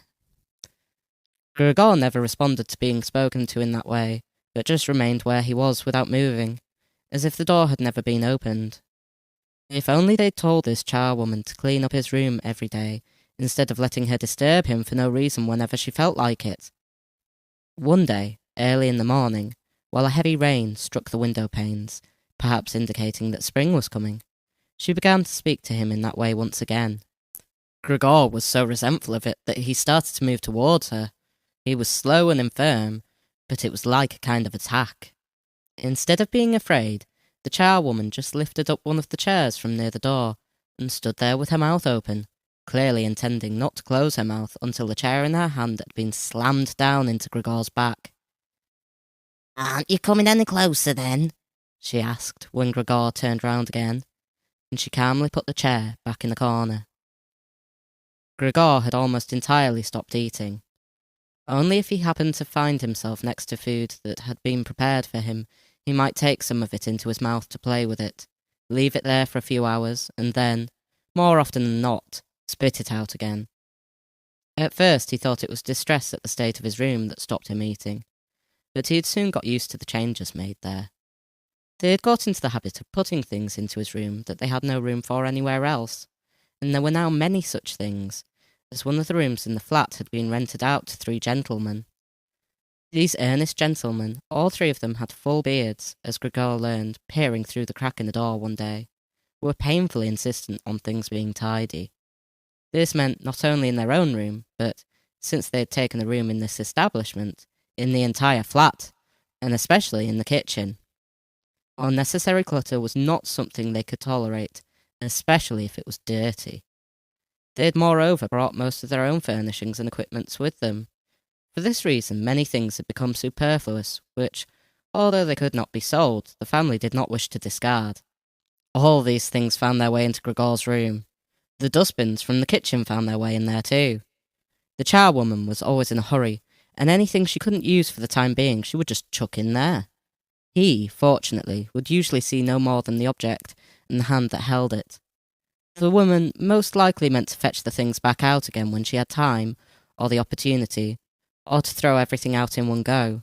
But what actually happened was that they were left where they landed when they had first been thrown, unless Gregor made his way through the junk and moved it somewhere else. At first he moved it because, with no other room free where he could crawl about, he was forced to.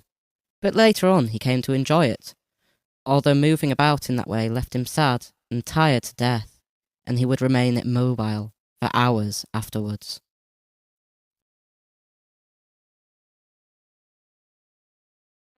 The gentleman who rented the room would sometimes take their evening meal at home, in the living room that was used by everyone, and so the door to this room was often kept closed in the evening. But Gregor found it easy to give up having the door open. He had, after all, often failed to make use of it when it was open, and, without the family having noticed it, lain in his room in its darkest corner.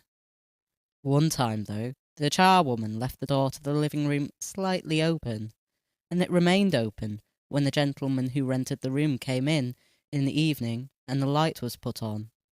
They sat up at the table where, formerly, Gregor had taken his meals with his father and mother. They unfolded the serviettes and picked up their knives and forks.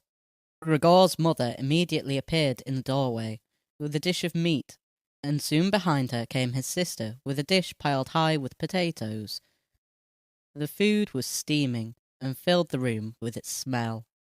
The gentlemen bent over the dishes set in front of them, as if they wanted to test the food before eating it, and the gentleman in the middle, who seemed to count as an authority for the other 2, did indeed cut off a piece of meat while it was still in its dish, clearly wishing to establish whether it was sufficiently cooked, or whether it should be sent back to the kitchen. It was to his satisfaction, and Gregor's mother and sister, who had been looking on anxiously, began to breathe again and smiled. The family themselves ate in the kitchen. Nonetheless, Gregor's father came into the living room before he went into the kitchen, bowed once with his cap in his hand, and did his round of the table. The gentlemen stood as one and mumbled something into their beards. Then, once they were alone, they ate in near perfect silence.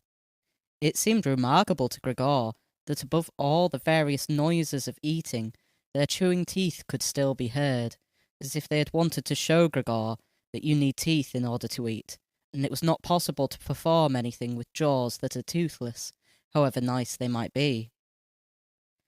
"I'd like to eat something," said Gregor anxiously, "but not anything like they're eating. They do feed themselves, and here I am, dying." Throughout all this time, Gregor could not remember having heard the violin being played, but this evening it began to be heard from the kitchen. The three gentlemen had already finished their meal. The one in the middle had produced a newspaper, given a page to each of the others, and now they leant back in their chairs, reading them and smoking. When the violin began playing, they became attentive, stood up, and went on tiptoe over to the door of the hallway, where they stood pressed against each other. Someone must have heard them in the kitchen, as Gregor's father called out, "Is the playing perhaps unpleasant for the gentlemen? We can stop it straight away." "On the contrary," said the middle gentleman.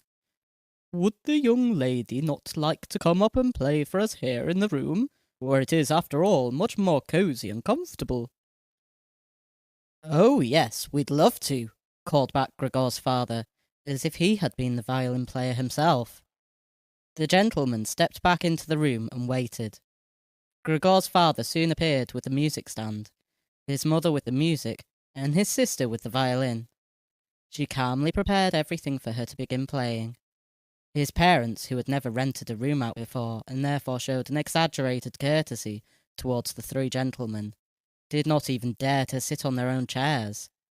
His father leant against the door with his right hand pushed in between two buttons on his uniform coat.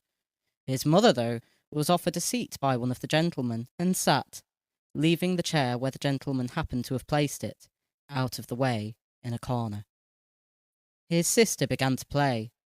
Father and mother paid close attention, one on each side, to the movements of her hands. Drawn in by the playing, Gregor had dared to come forward a little, and already had his head in the living room. But now it hardly occurred to him that he had become so thoughtless about the others. What's more, there was now all the more reason to keep himself hidden, as he was covered in the dust that lay everywhere in his room and flew up at the slightest movement. He carried threads, hairs, and remains of food about on his back and sides. He was much too indifferent to everything now to lay on his back and wipe himself on the carpet, like he had used to do several times a day. And despite this condition, he was not too shy to move forward a little onto the immaculate floor of the living room. No one noticed him, though. The family was totally preoccupied with the violin playing. At first, the three gentlemen had put their hands in their pockets and come up far too close behind the music stand to look at all the notes being played. And they must have disturbed Gregor's sister. But soon, in contrast with the family, they withdrew back to the window with their heads sunk and talking to each other at half volume. And they stayed by the window, while Gregor's father observed them anxiously. It really now seemed very obvious that they had expected to hear some beautiful or entertaining violin playing, but had been disappointed, that they had had enough of the whole performance, and it was only now, out of politeness, that they allowed their peace to be disturbed. It was especially unnerving, the way they all blew the smoke from their cigarettes upwards from their mouth and noses. Yet Gregor's sister was playing so beautifully. Her face was leant to one side, following the lines of the music with a careful and melancholy expression. Gregor crawled a little further forward, keeping his head close to the ground, so that he could meet her eyes if the chance came. Was he an animal if music could captivate him so? It seemed to him that he was being shown the way to the unknown nourishment he had been yearning for. He was determined to make his way forward to his sister and tug at her skirt, to show her that she might come into his room with her violin, as no one appreciated her playing here as much as he would. He never wanted to let her out of his room. Not while he lived, anyway. His shocking appearance should, for once, be of some use to him. He wanted to be at every door of his room at once to hiss and spit at the attackers. His sister should not be forced to stay with him, though, but stay of her own free will. She would sit beside him on the couch, with her ear bent down to him, while he told her how he had always intended to send her to the conservatory. How he would have told everyone about it last Christmas. Had Christmas really come and gone already? If this misfortune hadn't got in the way, and refused to let anyone dissuade him from it. On hearing all this, his sister would break out in tears of emotion, and Gregor would climb up to her shoulder and kiss her neck, which, since she had been going out to work, she had kept free without any necklace or collar. "Mr. Samsa!" shouted the middle gentleman to Gregor's father, pointing, without wasting any more words, with his forefinger at Gregor as he slowly moved forward. The violin went silent. The middle of the three gentlemen first smiled at his two friends, shaking his head, and then looked back at Gregor. His father seemed to think it more important to calm the three gentlemen before driving Gregor out, even though they were not at all upset, and seemed to think Gregor was more entertaining than the violin playing had been. He rushed up to them with his arms spread out, and attempted to drive them back into their room at the same time as trying to block their view of Gregor with his body. Now they did become a little annoyed, and it was not clear whether it was his father's behaviour that annoyed them, or the dawning realisation that they had a neighbour like Gregor in the next room without knowing it. They asked Gregor's father for explanations, raised their arms like he had, tugged excitedly at their beards, and moved back towards their room only very slowly. Meanwhile, Gregor's sister had overcome the despair she had fallen into when her playing was suddenly interrupted. She had let her hands drop, and let violin and bow hang limply for a while, but continued to look at the music as if still playing. But then she suddenly pulled herself together, lay the instrument on her mother's lap, who still sat laboriously struggling for breath where she was, and ran into the next room, which, under pressure from her father, the three gentlemen were more quickly moving toward. Under his sister's experienced hand, the pillows and covers on the bed flew up and were put into order, and she had already finished making the beds, and slipped out again before the three gentlemen had reached the room. Gregor's father seemed so obsessed with what he was doing that he forgot all the respect he owed to his tenants. He urged them and pressed them until, when he was already at the door of the room, the middle of the three gentlemen shouted like thunder and stamped his foot, and thereby brought Gregor's father to a halt. "I declare here and now," he said, raising his hand and glancing at Gregor's mother and sister to gain their attention too, "that with regard to the repugnant conditions that prevail in this flat, and with this family," here he looked briefly but decisively at the floor, "I give immediate notice on my room. For the days that I have been living here, I will, of course, pay nothing at all.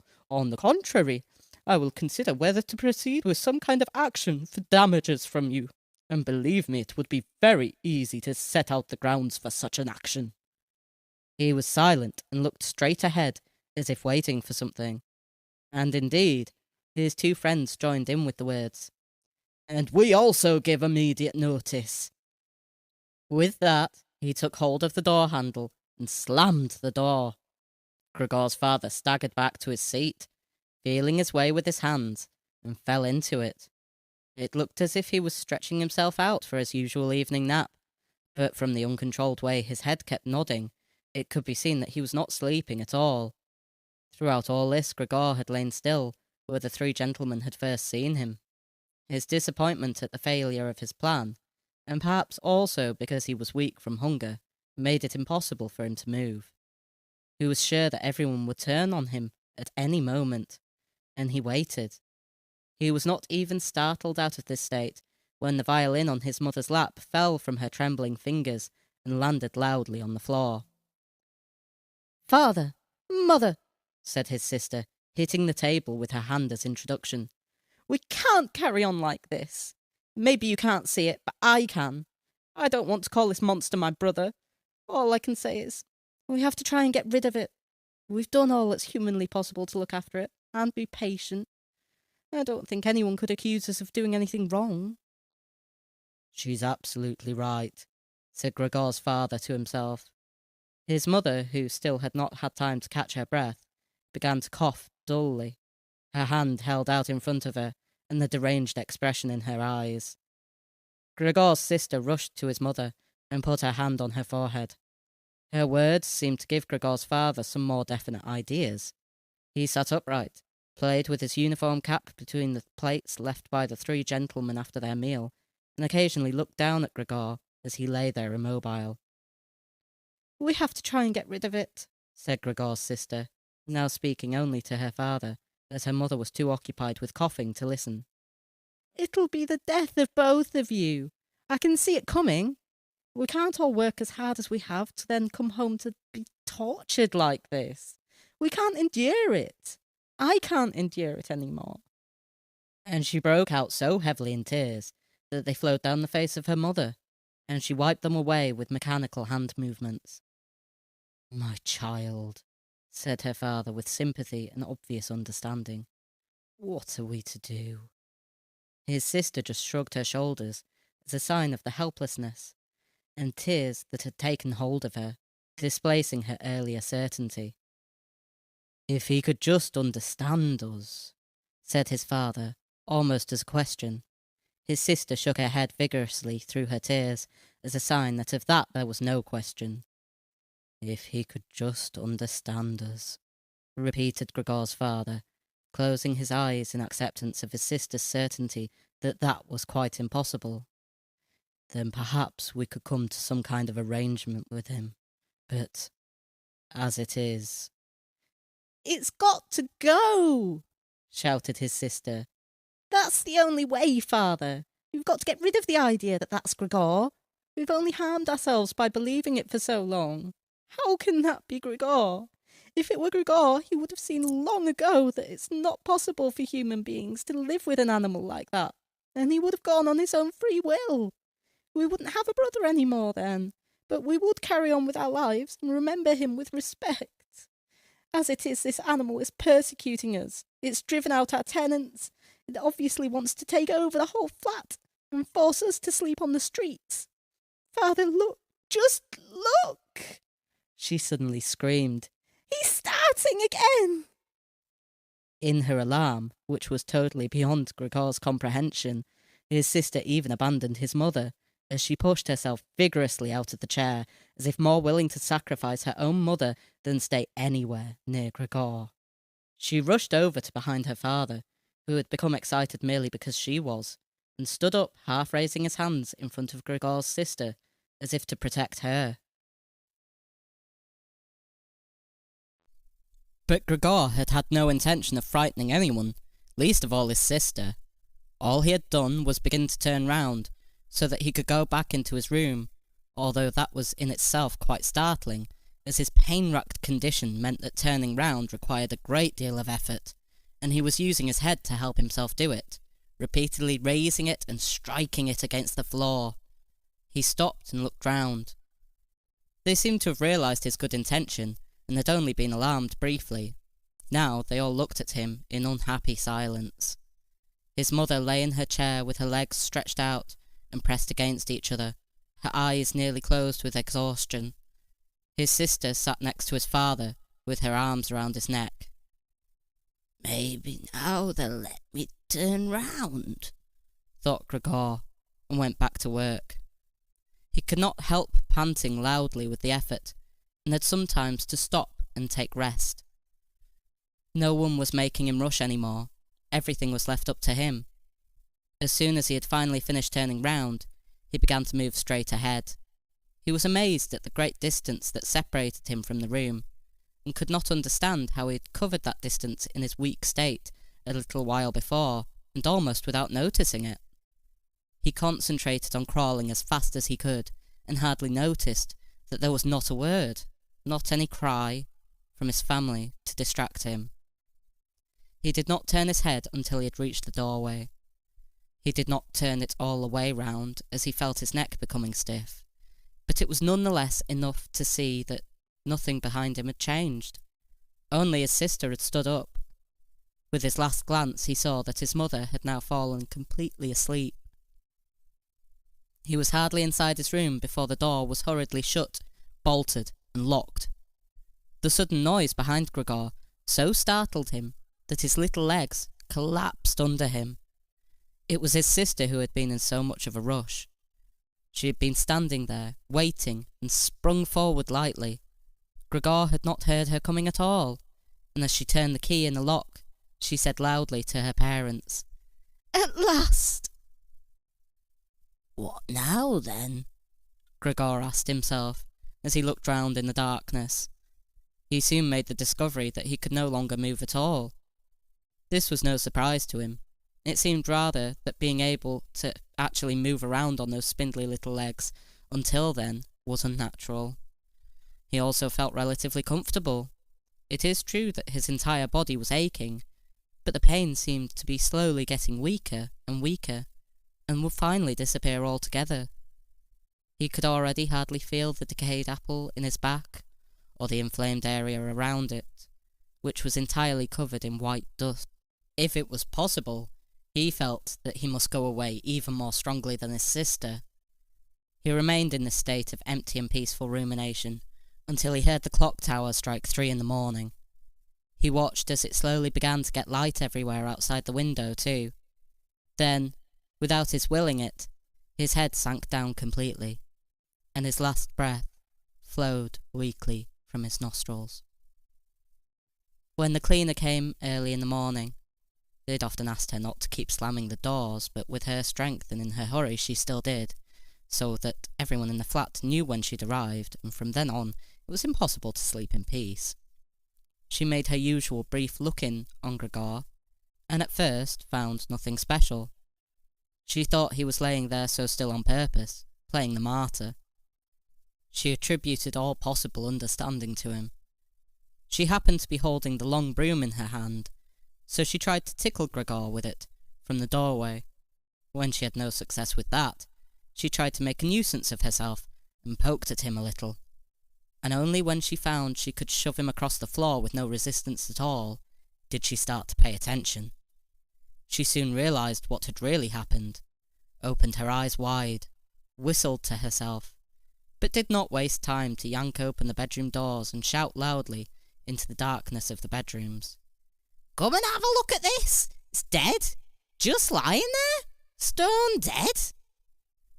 Mr. and Mrs. Samsa sat upright there in their marriage bed, and had to make an effort to get over the shock caused by the cleaner before they could grasp what she was saying.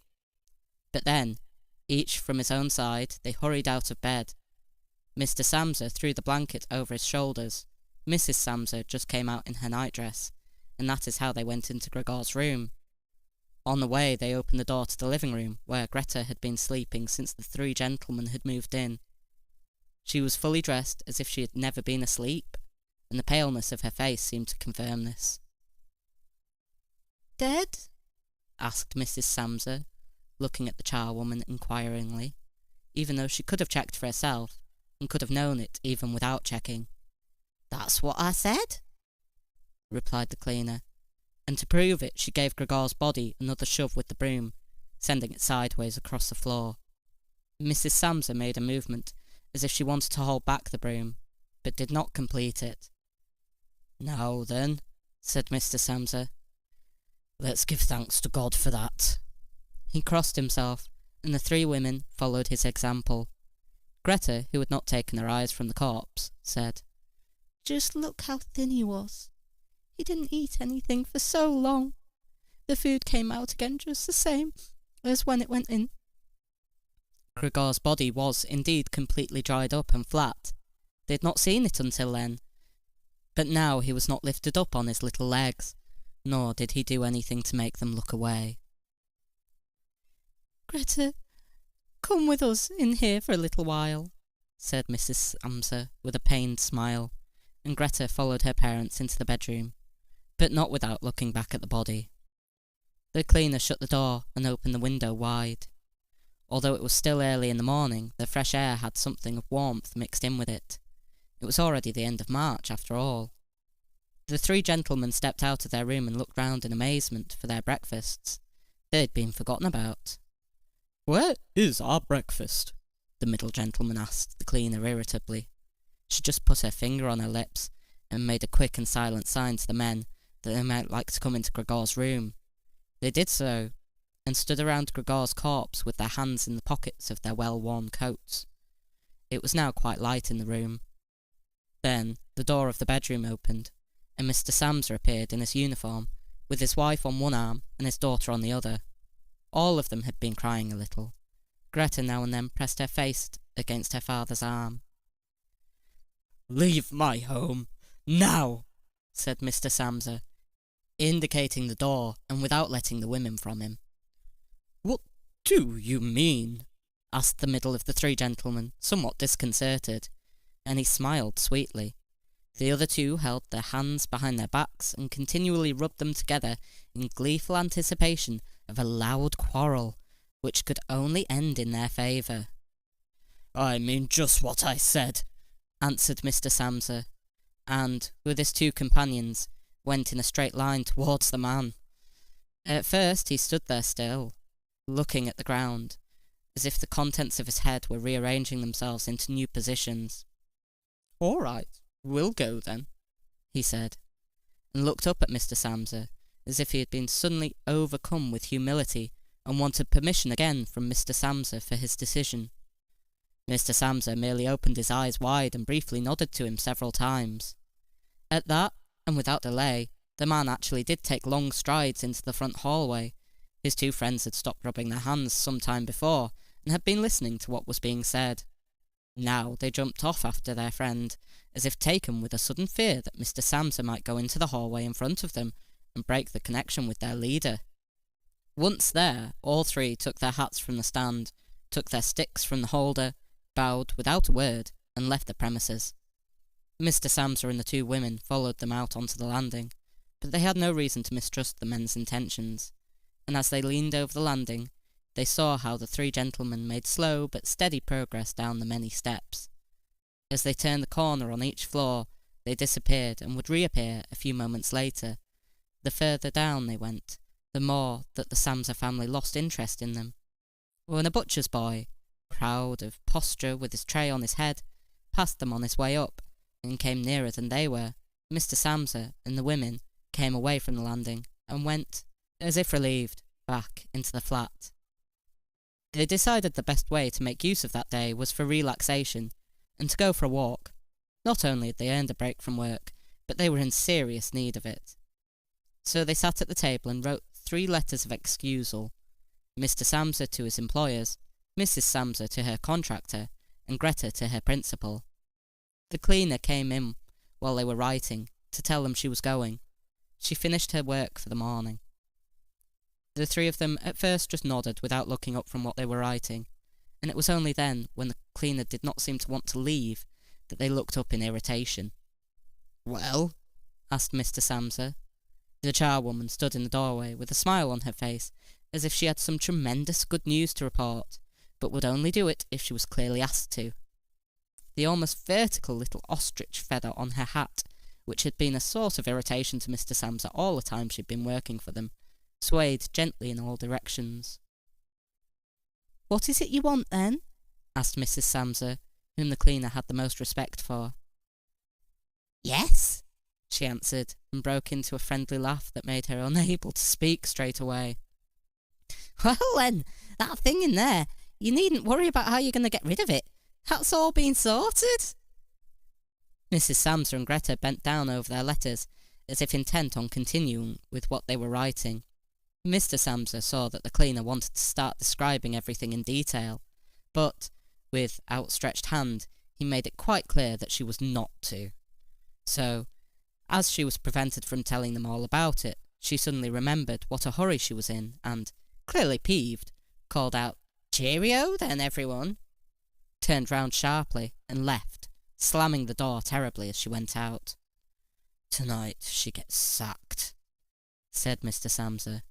But he received no reply from either his wife or his daughter, as the charwoman seemed to have destroyed the peace they'd only just gained. They got up and went over to the window, where they remained with their arms round each other. Mr. Samsa twisted round in his chair to look at them, and sat there watching for a while. Then he called out, "Come here, then. Let's forget about all that old stuff, shall we? Come and give me a bit of attention." The two women immediately did as he said, hurrying over to him, where they kissed him and hugged him, and then they quickly finished their letters. After that, the three of them left the flat together, which was something they'd not done for months, and took the tram out to the open country outside the town. They had the tram, filled with warm sunshine, all to themselves. Leant back comfortably on their seats, they discussed their prospects, and found that on closer examination they were not all that bad. Until then they'd never asked each other about their work, but all three had jobs which were very good, and held particularly good promise for the future. The greatest improvement for the time being, of course, would be achieved quite easily by moving house. What they needed now was a flat that was smaller and cheaper than the current one, which had been chosen by Gregor, one that was in a better location and, most of all, more practical. All the time, Greta was becoming livelier.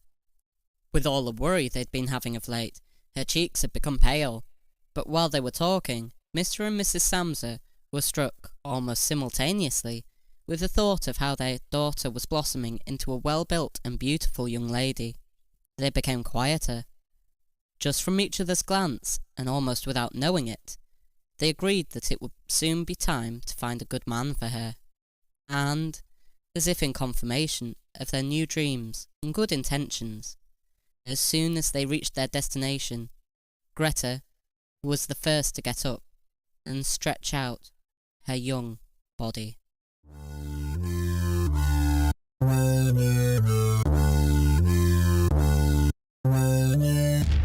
There's been a budget cut, your 5 minutes of fame is 15 seconds. And your living wage comes from living on a page with the spotlight on your every move. And they don't care how you feel, cause nothing's really real unless you got some footage to prove it.